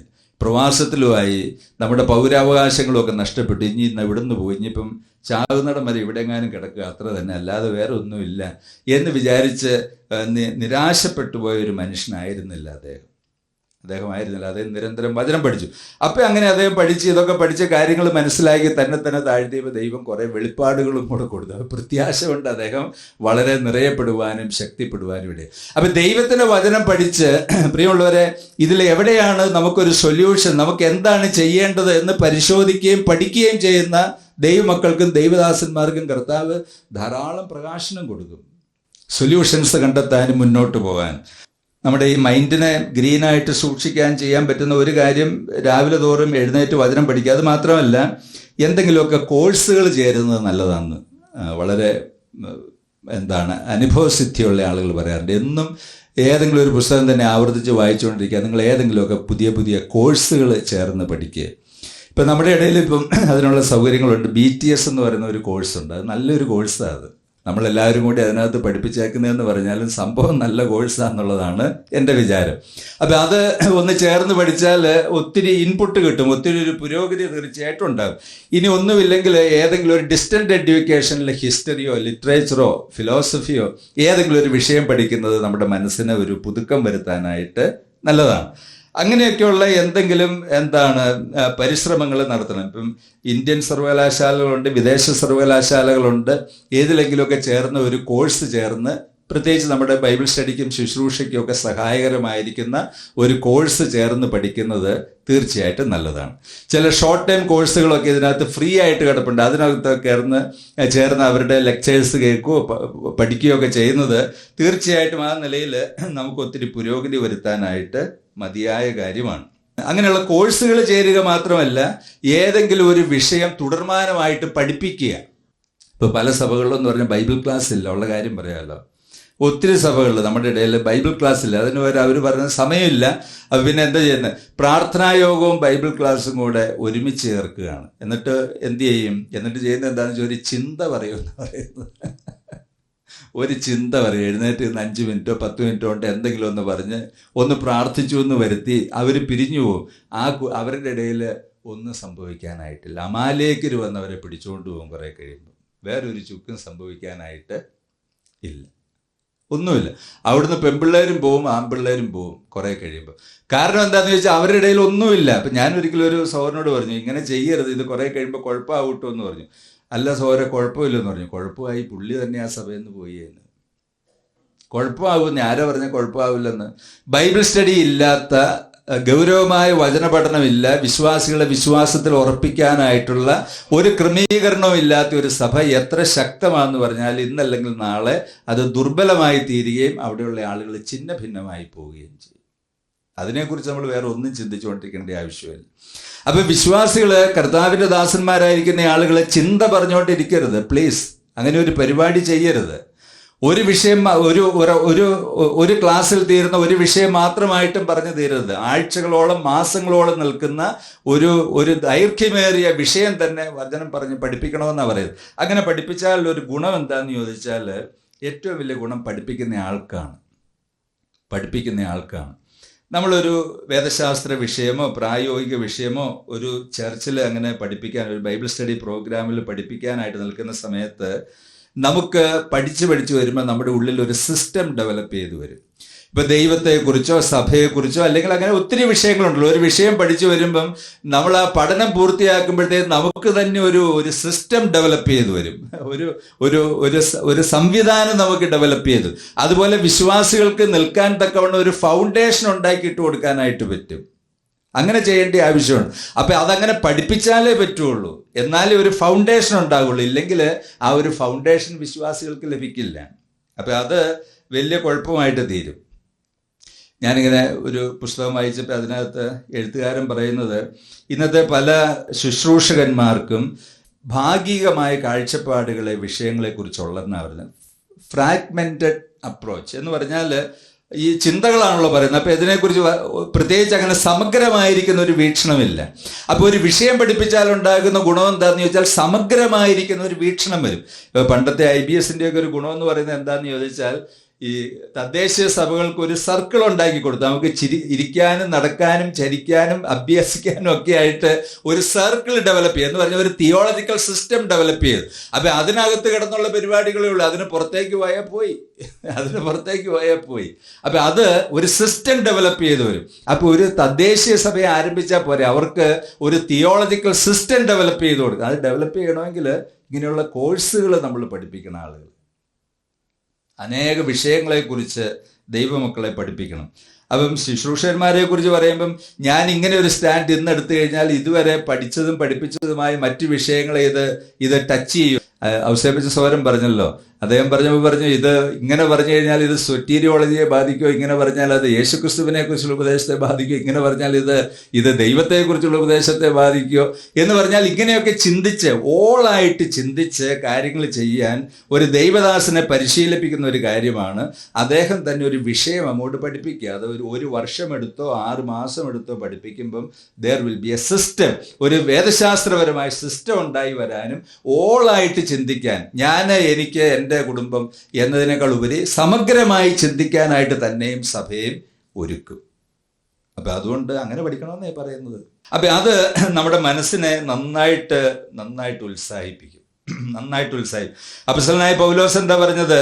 2 തിമോത്തി 4:2 പറയുന്നത് വചനം പ്രസംഗിക്കുക എന്ന് പറയുന്നത് ചിന്ത പറയുന്നതിനെ കുറിച്ചാണ് പറഞ്ഞത്. ഏതെങ്കിലും ഒരു സഭയിൽ ഒരു ക്ലാസ് വല്ലപ്പോഴും എടുക്കുന്നതിനെ കുറിച്ചാണ്. അങ്ങനെയല്ല, വചനം പ്രസംഗിക്കുക എന്ന് പറയുന്നത് ഈ അർത്ഥത്തിൽ അദ്ദേഹം പറഞ്ഞു. പൗലോസ് വചനം പ്രസംഗിക്കുന്നത് എങ്ങനെയായിരുന്നു അത് മനസ്സിൽ വെച്ചാണ് താൻ വചനം പ്രസംഗിക്കുക എന്ന് പറഞ്ഞത്. അല്ലാതെ നമ്മൾ ഈ ഒരു ചിന്ത പ്രാർത്ഥനാ യോഗത്തിൽ പറയുന്നതിനെ കുറിച്ചല്ല പൗലോസിന്. അതിനും വേണമെങ്കിൽ ഇത് ഫിറ്റ് ചെയ്യിപ്പിക്കാമെന്നുള്ളതാണ്. പൗലോസ് അനേകരുടെ മുൻപാകെ ദൈവത്തിന്റെ വചനം പ്രസംഗിച്ച രീതി എന്താണോ അത് മനസ്സിൽ വെച്ചാണ് തിമത്തിയോസിനോട് പറയുന്നത് നീ വചനം പ്രസംഗിക്കുക എന്ന് പറഞ്ഞാൽ നല്ല രീതിയിൽ ആ ശുശ്രൂഷ ചെയ്യുക എന്നുള്ളതാണ്. അങ്ങനെ ചെയ്യാൻ തക്കവണ്ണം ദൈവം നമ്മളെ ശക്തിപ്പെടുത്തട്ടെ. ഇപ്പോൾ പൗലോസ് തന്നെ ചെയ്ത കാര്യം തുറന്നോസിന്റെ പാഠശാലയിൽ ദിനം പ്രതി സംവദിച്ചു വന്ന് 2 സംവത്സരത്തോളം നടന്നു. ആസ്യ മുഴുവനും വചനം പ്രസിദ്ധമായി തീർന്നെന്നാണ് പറയുന്നത്. തുറന്നോസിന്റെ പാഠശാല എന്ന് പറയുന്നത് ഏതോ ലോക്കൽ ഫിലോസഫർ ആയിരുന്നിരിക്കും. അപ്പോൾ അത് രാവിലെ 11:30 തൊട്ട് വൈകുന്നേരം വരെ പൗലോസ് വാടകയ്ക്ക് എടുക്കുമായിരുന്നു അവർ. എന്നിട്ട് എഫസോസ് എന്ന് പറയുന്ന പ്രസിദ്ധ നഗരത്തിലെ പഠിക്കാൻ താല്പര്യമുള്ള ആളുകളെ മുഴുവൻ അവിടെ ഒരുമിച്ച് കൂട്ടും. എന്നിട്ട് ലോങ് അവേഴ്സ് അദ്ദേഹം അവരോട് എന്ത് പറഞ്ഞു? ഈ വിഷയങ്ങളെ പറഞ്ഞു. യേശു ക്രിസ്തുവിനെ കുറിച്ച് പറഞ്ഞു, സഭയെക്കുറിച്ച് പറഞ്ഞു, പഴയ നിയമ ചരിത്രം, വേദശാസ്ത്രം, ക്രിസ്തുവിൽ പൂർത്തിയായ കാര്യങ്ങൾ, ഫ്യൂച്ചർ എന്ന് വേണ്ട എല്ലാ കാര്യം. അത് 1-2 ദിവസമല്ല, 2 വർഷം പറഞ്ഞു. 2 വർഷത്തോളം ദിനം പ്രതി പറയണമെങ്കിൽ ഈ മനുഷ്യന്റെ ഉള്ളിൽ എന്തോ ഒരു സ്റ്റോക്ക് ഉണ്ടായിരുന്നു എന്ന് കൂട്ടിയാൽ മതി. അപ്പൊ അങ്ങനെ വചനം പഠിപ്പിക്കണം. ജോൺ ഗാൽവിനെ കുറിച്ച് വായിച്ചു. അദ്ദേഹം ജനീവയിൽ ചെന്നപ്പോൾ ബൈബിൾ ഒഴികെ ഒരായുധം അദ്ദേഹത്തിന്റെ കയ്യിലുണ്ടായിരുന്നത്. അത് ഉപയോഗിച്ച് അദ്ദേഹം പട്ടണത്തെ മുഴുവൻ സ്വാധീനിച്ചു. ബൈബിൾ എന്ന് പറയുന്ന ഈ ഒരു പുസ്തകമാണ് ഏറ്റവും നല്ല. ഇതുകൂടാതെ വേറെ ഒരു ആയുധവും ശരിക്ക് വേണ്ട. പക്ഷേ ഈ സൂത്രം നമുക്ക് ഉപയോഗിക്കാൻ അറിയില്ല. അമേരിക്കൻ ആയുധങ്ങൾ സൗദിക്കാർ മേടിക്കുന്ന പോലെയാണെന്നാണ് പറയുന്നത്. അത് 2 സ്വിച്ച് ഇട്ട് കഴിയുമ്പോൾ അവിടെ തന്നെ വീണ് പൊട്ടും. ഈ സാധനം ഉപയോഗിക്കാൻ ഇവർക്കറിയില്ല. വളരെ സോഫിസ്റ്റിക്കേറ്റഡ് ആണ് അമേരിക്കൻ ആയുധങ്ങൾ. അപ്പോൾ ഇത് ഒത്തിരി രാജ്യങ്ങൾ കാശുള്ളതുകൊണ്ട് മേടിക്കുന്നുണ്ട്. പക്ഷേ ഇവന്മാർക്ക് ഈ സാധനം എന്ത് ചെയ്യാൻ അറിയില്ല. ഇത് ഒരു കാരണവശാലും ഓപ്പറേറ്റ് ചെയ്യാൻ ഇവർക്കറിയില്ല. അതുകൊണ്ട് ഇത് മുകളിലേക്ക് പൊങ്ങും തിരിച്ചു വന്ന് അവിടെ തന്നെ വീണ് പൊട്ടിപ്പോവുകയാണ്. ഒന്നും ചെയ്യാനായിട്ട് പറ്റുന്നില്ല. നല്ല പ്ലെയിനുകളൊക്കെ ഉണ്ട്, പക്ഷേ ചുമ്മാ പറപ്പിച്ചുകൊണ്ട് ഇറക്കാനേ പറ്റുള്ളൂ. ഒന്നും ചെയ്യാനായിട്ട് സാധിക്കില്ല. ഈ പുസ്തകം മതി ശരിക്ക്, പക്ഷെ അത് നന്നായിട്ട് നമ്മൾ പഠിച്ചെടുക്കാനായിട്ട് പറ്റണം. ഈ ശമൂവേലും ഏലിയാവും ചെയ്തുകൊണ്ടിരുന്ന ഇതേ കാര്യം. അവർ രാജ്യത്തുടനീളം യാത്ര ചെയ്ത് പ്രസംഗിക്കുക മാത്രമല്ല, അവർ ഈ പ്രൊഫറ്റിക് സ്കൂളുകൾ നടത്തി. അപ്പോൾ ഈ സ്കൂളുകളിൽ ഇതേ ഇവർ നിരന്തരം പഠിപ്പിച്ചുകൊണ്ടായിരുന്നത്. ഈ ശമൂവേലിൻ്റെ പ്രവാചക സ്കൂളിൽ എല്ലാ ദിവസത്തെ ഒരു അധ്യാപകനായിരുന്നു ആര്? ശമൂവേൽ. ഏലിയാവിൻ്റെ സ്കൂളിലെ എല്ലാ ദിവസത്തെ ഒരു അധ്യാപകനായിരുന്നു ആര്? ഏലിയാവ്. അങ്ങനെയാണ് അവരുടെ മൈൻഡ് ഗ്രീനായിട്ട് സൂക്ഷിച്ചത്, അവരുടെ ഹൃദയം ഗ്രീനായിട്ട് സൂക്ഷിച്ചത്, അവരുടെ തിയോളജിക്കൽ സിസ്റ്റം ഗ്രീനായിട്ട് സൂക്ഷിച്ചത് അങ്ങനെയാണ്. അപ്പം അങ്ങനെയാണ് ആ ഒരു കരുത്ത് വാസ്തവത്തിൽ പ്രാപിച്ചെടുക്കാനായിട്ട് പറ്റൂ. നമ്മുടെ മൈൻഡ് ഗ്രീനായിട്ട് സൂക്ഷിക്കുന്നതിൻ്റെ ഭാഗമായിട്ട് പറയുന്ന മറ്റൊരു കാര്യമെന്ന് പറയുന്നത്, ദൈവത്തിൻ്റെ ലോകത്തിൽ നിങ്ങൾക്ക് ചുറ്റും, നിങ്ങളുടെ ചുറ്റുമുള്ള ദൈവത്തിൻ്റെ ലോകത്തിൽ എന്താ സംഭവിക്കുന്നതെന്നുള്ളത് എപ്പോഴും നിരീക്ഷിച്ചുകൊണ്ടിരിക്കുക. പത്രം വായിക്കണം, പിന്നെ പറ്റുമെങ്കിൽ സോഷ്യൽ മീഡിയ ഒന്ന് വാച്ച് ചെയ്യുന്നത് നല്ലതാണ്. ഉപയോഗിക്കാൻ പറ്റുന്നവരുണ്ടെങ്കിൽ ഉപയോഗിക്കുന്നത് നല്ലതാണ്. എല്ലാം ഒന്നും ചെയ്യണമെന്നല്ല. എന്താ സംഭവിക്കുന്നത്? നമ്മുടെ ലോകം എന്ന് പറയുന്നത് പ്രാദേശിക സഭകൾ മാത്രമല്ല, ഈ ലോകം മുഴുവൻ ദൈവത്തിൻ്റെ ലോകമാണ്. ദൈവത്തിൻ്റെ ലോകം മുഴുവൻ നമ്മുടെ ലോകവും ആണ്. അതുകൊണ്ട് ലോകത്തിൽ എന്താ സംഭവിക്കുന്നത് എന്നുള്ള കാര്യം നമ്മൾ അറിയണം. അറിയാതെ നമ്മുടെ മെസ്സേജുകൾ പ്രസംഗിച്ചാൽ അത് റെലവൻ്റ് ആകില്ല. ആളുകൾക്ക് അത് പ്രയോജനം വരത്തില്ല, അനുഗ്രഹം വരത്തില്ല. ഒരു മനുഷ്യൻ പറഞ്ഞത്, അത് നിങ്ങളുടെ ദൈവത്തിൻ്റെ വചനത്തിന് ശുശ്രൂഷ ഫലപ്രദമാകണമെങ്കിൽ ഒരു കയ്യിൽ ബൈബിൾ മറ്റേ കയ്യിൽ പത്രവും വെച്ച് ഇത് ചെയ്യണമെന്ന് പറയുന്നത്. പറഞ്ഞാൽ നാം ജീവിക്കുന്ന ഈ ലോകത്തിൽ നമ്മുടെ ചുറ്റും നടക്കുന്ന കാര്യങ്ങൾ മനസ്സിലാക്കി ആളുകളോട് ദൈവത്തിൻ്റെ വചനം പ്രസംഗിക്കുമ്പോഴാണ് നമ്മുടെ മെസ്സേജ് റെലവൻ്റ് ആയിരിക്കുന്ന മെസ്സേജ് ആകുകയുള്ളൂ. റെലവൻ്റ് ആയിരിക്കുന്ന മെസ്സേജ് ആകുകയുള്ളൂ. അല്ലെങ്കിൽ പഴയ നിയമത്തിലെ പല കാര്യങ്ങൾ 2000 വർഷം മുമ്പ് പുതിയ നിയമത്തിൽ നടന്ന ചില കാര്യങ്ങളൊക്കെ പറഞ്ഞ് നമ്മളങ്ങ് അവസാനിപ്പിച്ചാൽ പോരാ. അത് നന്നായി വരണം. നന്നായി വരേണ്ടത് വളരെ ആവശ്യമാണ്. ഞാനിങ്ങനെ ചെറുപ്പക്കാരുമൊക്കെ ആയിട്ട് ഇങ്ങനെ സംസാരിച്ചു നമ്മുടെ ശുശ്രൂഷകളെ കുറിച്ചൊക്കെ പറഞ്ഞപ്പോൾ അവർ പറഞ്ഞത്, ഒത്തിരി അങ്കിളുമാർ സമയം കളയുക എന്നിങ്ങനെ പറഞ്ഞു. എന്ന് പറഞ്ഞാൽ കയറി നിന്ന് ചുമ്മാ അതും ഇതുമൊക്കെ പറഞ്ഞ് സമയം കളയുക. പിന്നെ ഈ അങ്കിളുമാരോട് പറയണം, സയൻസ് കയറി നിന്ന് പ്രസംഗിക്കരുത്, ദൈവത്തെ ഓർത്ത് ഒന്ന് പറയണം. കാരണം ഈ പറയുന്ന ഒന്നും സയൻസ് ഒന്നുമല്ല. സയൻസ് നന്നായിട്ട് പഠിച്ച ഒത്തിരി ആളുകൾ, ഒത്തിരി ചെറുപ്പക്കാരും പിള്ളേരും ഒക്കെ ഓഡിയൻസ് ആയിട്ട് ഇരിപ്പുണ്ട്. നമ്മൾ ഈ സയൻസ് എന്നൊക്കെ പറയുന്ന പല കാര്യങ്ങളും അതൊന്നും സയൻസ് ഒന്നുമല്ല. അതിനെക്കുറിച്ചൊരു അറിവ് നിശ്ചയമൊന്നും പോരാ. എന്നാൽ നന്നായിട്ട് വചനം പഠിച്ച് പറയുന്ന സഹോദരന്മാരും അങ്കിളുമാരും ഒക്കെ ഉണ്ട്. അവരുടെ ടീച്ചിങ്സൊക്കെ കേട്ടിരിക്കാൻ വളരെ സന്തോഷമുണ്ട്, വളരെ ഉത്സാഹമുണ്ട്. അപ്പം നമുക്ക് എന്തെങ്കിലും കിട്ടണ്ട എന്നാണ് പറയുന്നത്. പിന്നെ അവർ പറഞ്ഞ ഒരു കാര്യം എന്ന് പറയുന്നത്, അബ്രഹാം ഊരെന്ന് പറയുന്ന ദേശത്ത് നിന്ന് പോയി. അപ്പം അദ്ദേഹം വേർപാട് സൂക്ഷിച്ചു. അബ്രഹാമിൻ്റെ മുഴുവൻ ജീവിതം പരിശോധിക്കുമ്പം വേർപാട് മാത്രമുള്ള അദ്ദേഹം ചെയ്ത എന്തോരം കാര്യങ്ങളുണ്ട്. അതൊന്നും പറയില്ലാത്ത എന്താണെന്ന് വേർപാട് മോശമാണെന്നോ അത് പ്രസംഗിക്കരുതെന്നോ അല്ല പറയും. എന്ന് പറഞ്ഞാൽ ഈ കഴുതയെ കൊണ്ടുവന്ന് ഇവിടെ തന്നെ കെട്ടിയിടണം, എല്ലാ കാലത്തും ആ ഒരൊറ്റ മരത്തേൽ കെട്ടിയിടാവുള്ളൂ നിർബന്ധമുണ്ടോ? വേറെ എന്തെല്ലാം കാര്യങ്ങളുണ്ട്. ജോസഫിനെ കുറിച്ച്, ജോസഫ് ഈ സ്ത്രീയുടെ അടുക്കൽ നിന്ന് ഓടിയ കാര്യം മാത്രമുള്ളൂ പറയാനായിട്ട്. ജോസഫ് ചെയ്ത എന്തോരം കാര്യങ്ങളുണ്ട്. അപ്പം അവർ പറഞ്ഞത് ക്രിയേറ്റീവായിട്ട് ചിന്തിക്കാനും കൺസ്ട്രക്റ്റീവായിട്ട് ചിന്തിക്കാനും സാധിക്കുന്ന കണ്ടന്റ് വിശ്വാസികൾക്ക് കൊടുക്കണം, ഞങ്ങൾക്ക് തരാനാണ് അവർ പറയുന്നത്. അത് തീർച്ചയായിട്ടും ആവശ്യമാണ്. അപ്പം ചർച്ചിൽ സൈമൺ സാറിൻ്റെ കാലം തൊട്ടുള്ള ആളുകളുണ്ട്, ഇടക്കാലത്ത് വന്ന ആളുകളുണ്ട്, മോഡേൺ ആയിരിക്കുന്ന ആളുകളുണ്ട്. എല്ലാവർക്കും എന്തെങ്കിലും ലഭിക്കേണ്ടത് വളരെ ആവശ്യമല്ലേ? അതിന് തക്ക നിലയിൽ ദൈവത്തിൻ്റെ വചനം നമ്മൾ പറയേണ്ടത് വളരെ ആവശ്യമല്ലേ? ശുശ്രൂഷ ചെയ്യേണ്ടത് വളരെ ആവശ്യമല്ലേ? അവരെ മോട്ടിവേറ്റ് ചെയ്യേണ്ടത് ആവശ്യമല്ലേ? ഞാനൊരു 1-2 ചർച്ചിൽ ചെറുപ്പക്കാരുടെ അടുത്തേക്കും ദാനിയലിനെ കുറിച്ചൊക്കെ പറഞ്ഞു. ദാനിയലിനെ കുറിച്ച് പറഞ്ഞപ്പം ദാനിയൽ ദൈവത്തോടും ദൈവവചന സത്യങ്ങളോടും ഒക്കെ വളരെ വിശ്വസ്തരായിട്ട് തീർന്നു. അവരിങ്ങനെ ജോലി അന്വേഷിച്ച് നടക്കേണ്ട ആവശ്യമൊന്നും വന്നില്ല. അവരെ ക്യാമ്പസിൽ നിന്ന് തന്നെ എന്ത് ചെയ്തു? പുള്ളി റിക്രൂട്ട് ചെയ്തു. ഈ ക്യാമ്പസ് റിക്രൂട്ട്മെൻ്റ് എന്ന് പറയുന്നത് ഇന്നത്തെ സംഭവം മാത്രമൊന്നുമല്ല, അന്നും ഉണ്ട്. അപ്പോൾ പിള്ളേരും അത് ശരി അങ്ങനെയൊക്കെ ഉണ്ടല്ലേ, അത് കൊള്ളാമല്ലോ. റെലവൻ്റായി ആ സന്ദേശം എന്ന് പറയുന്ന ആളുകൾക്ക് ചിന്തിക്കാൻ അപ്പം ദൈവത്തെ സേവിക്കുന്നതുകൊണ്ട് ഒരു പ്രയോജനമില്ല. ദൈവത്തെ സേവിച്ച അവസാനം അങ്ങനെ അങ്ങ് പോവുക എന്നുള്ളതല്ല. ദൈവത്തെ സേവിക്കുന്ന മനുഷ്യർക്ക് പ്രയോജനമുണ്ട്. അവർക്ക് ദൈവം കൃപകളും അനുഗ്രഹങ്ങളും പുരോഗതിയും വരുത്തും. അപ്പോഴാണ് നമ്മുടെ സന്ദേശത്തിന് റെലവൻസി വരുന്നത്. ആളുകളുടെ ജീവിതവുമായിട്ട് അതിന് ബന്ധം വരണം. അപ്പം ആ നിലയിൽ ശുശ്രൂഷിക്കാനായിട്ടുള്ള പരിശീലനവും ഉത്സാഹവും ഒക്കെ നമുക്ക് ദൈവം ധാരാളമായിട്ട് നൽകട്ടെ. നമ്മുടെ പുരോഗതിയുടെ ഭാഗമായിട്ട് ചെയ്യേണ്ടുന്ന കാര്യം, ഈ ചർച്ചിൻ്റെ മുമ്പിൽ നിൽക്കുന്ന ആളുകൾക്ക് പുരോഗതി ഉണ്ടെങ്കിലേ ആളുകൾക്ക് പുരോഗതി ഉണ്ടാവുകയുള്ളൂ, ഇല്ലെങ്കിൽ പുരോഗതി ഉണ്ടാവില്ല. അതിന് സാധാരണ പറയുന്ന ഒരു കാര്യമാണ് പോയ്സ് ആൻഡ് മാനേഴ്സ്. നമ്മുടെ രീതികളൊക്കെ കുറച്ചും കൂടെ നന്നാക്കി എടുക്കാൻ പറ്റിയാൽ നല്ലതാണ്. ഈ കല്യാണങ്ങളെക്കുറിച്ചൊക്കെ നമ്മൾ ഇന്നലെ പറഞ്ഞല്ലോ, 2 മണിക്കൂർ ഉള്ള പരിപാടികളും അതിൻ്റെ ഭംഗി. ഞങ്ങളൊക്കെ രക്ഷിക്കപ്പെട്ടു വന്ന കാലത്ത് ആദ്യകാലത്തെ കല്യാണങ്ങൾ കാണുമ്പോൾ ആദ്യത്തെ ഒരു രസം ഉണ്ടായിരുന്നു. അത് കഴിഞ്ഞ് പിന്നെ ഇത് ഇച്ചിരിയും കൂടെ നന്നായെങ്കിൽ നല്ലതായിരുന്നു എന്ന് ചിന്തിക്കുന്നുണ്ട്. അപ്പോൾ ഇന്നിപ്പം നോക്കുന്ന സമയത്ത് നല്ലതാണെന്ന് എനിക്ക് തോന്നുന്നത്. നല്ല രീതിയിൽ ഇന്നത്തെ ആ കല്യാണ ഫംഗ്ഷനൊക്കെ നടക്കുന്നുണ്ട്. പിന്നെ അതിൻ്റെ മറ്റു കാര്യങ്ങളെക്കുറിച്ചൊക്കെ പറയുന്നത് ദോഷമായ കാര്യങ്ങളൊക്കെ ഒഴിവാക്കണം. അതിനെക്കുറിച്ചൊന്നും 2 പക്ഷമില്ലല്ലോ. പക്ഷേ ഇതിനൊരു പുരോഗതി വരണ്ടേ? ഏതൊരു മിനിസ്ട്രിക്കും ഒരു പുരോഗതി വരണ്ടേ? ഒരു ക്യാമ്പ് നടത്തി കഴിഞ്ഞാൽ വെറും ഡ്രൈ ആയിട്ട് യാതൊരു ഒരുക്കങ്ങളും ഇല്ലാത്ത ഒരു ഹോളിൽ കിട്ടുന്ന കസേരയിൽ കയറിയിരുന്ന് എന്തെങ്കിലുമൊക്കെ പറഞ്ഞു വെച്ച് പോയി, അതെങ്ങനെ ശരിയാകുന്നേ? എനിക്കത് ഒരിക്കലും മനസ്സിലാകാത്ത ഒരു കാര്യമാണ്. അപ്പം ഇതിൻ്റെ അകം വളരെ മനോഹരമാണ്, നല്ലതാണ്. അപ്പം നമ്മളും ചിന്തിക്കും, എന്തെങ്കിലും ഒരു ഹാൾ ഇങ്ങനെയൊക്കെ ഒന്ന് ഉണ്ടാക്കിയെങ്കിൽ നല്ലതായിരുന്നു. ആളുകൾക്കത് ഉണ്ടാക്കാൻ പറ്റിയാൽ ആളുകൾക്കത് ഉപകാരമായിട്ട് തീരുമല്ലോ. അപ്പം നമുക്ക് ചിന്തിക്കാനും പോസിറ്റീവായിട്ട് ചിന്തിക്കാനും ഒക്കെ പറ്റുന്ന വിധത്തിൽ നമ്മുടെ ക്യാമ്പുകൾ, കൺവെൻഷൻസ്, മിനിസ്ട്രികൾ, ശുശ്രൂഷകൾ ഇതൊക്കെ ചെയ്തെടുക്കണം. അല്ലാതെ ഇത് ഓടി വന്ന് തട്ടിക്കൂട്ടി എന്തെങ്കിലുമൊക്കെ ഒന്ന് ചെയ്തു കിട്ടണ ഒരു പാട്ടും പാടി തീർന്നു. അങ്ങനെ ചെയ്യരുത്, അങ്ങനെയല്ല ചെയ്യേണ്ടത്. നമുക്ക് പുരോഗതി പ്രാപിക്കും. ഈ പുരോഗതി എന്ന് പറയുന്നത് നമ്മൾ സാധ്യമാക്കി ആളുകളുടെ മുൻപിൽ കാണിച്ചു കൊടുക്കണം. ജെയ് ആഡംസ് എന്ന് പറയുന്ന ഒരു ദൈവദാസൻ അദ്ദേഹം പറഞ്ഞത്, ഈ ക്രൂശ് എന്ന് പറയുന്നതിന് നിന്ദയുണ്ട്, ഉപദേശിമാരുടെ നിന്ദ എന്ന് പറയുന്നത് ഉണ്ടാക്കിയെടുക്കുന്നതാണ്. ക്രൂശിന്റെ നിന്ദയുണ്ട് എന്ന് പറഞ്ഞാൽ സുവിശേഷം പ്രസംഗിക്കാൻ നിന്ന് കഴിഞ്ഞാൽ ആളുകൾ ഇങ്ങനെ നോക്കിച്ചു പോകും. പക്ഷേ ചർച്ചിൽ എഴുന്നേറ്റ് നമ്മൾ ശുശ്രൂഷിക്കാൻ നിൽക്കുമ്പോൾ ആളുകൾ ഇങ്ങനെ നോക്കുന്നത് ക്രൂശിന്റെ നിന്ദയല്ല, അത് നമ്മൾ വരുത്തി കൂട്ടിയ ഒരു സംഭവമാണ്. അതിൽ നമ്മൾ ഡെവലപ്പ് ചെയ്തെടുക്കേണ്ട ആവശ്യമുണ്ട്. അപ്പം അദ്ദേഹം പറയുന്ന കുറേ കാര്യങ്ങളുണ്ട്. ഒന്ന്, ആചാരമര്യാദകൾ പഠിക്കണം. ആളുകളോട് ഇടപെടുന്നതിൽ ആളുകൾ കോഡ്സ് പഠിച്ചിടണം, അതിൻ്റെ പ്രിൻസിപ്പിൾസ് പഠിക്കണം. പിന്നെ അദ്ദേഹം പറഞ്ഞു, ഒരു വ്യക്തിയെ പരിചയപ്പെടുത്താനായിട്ട് പഠിക്കണം.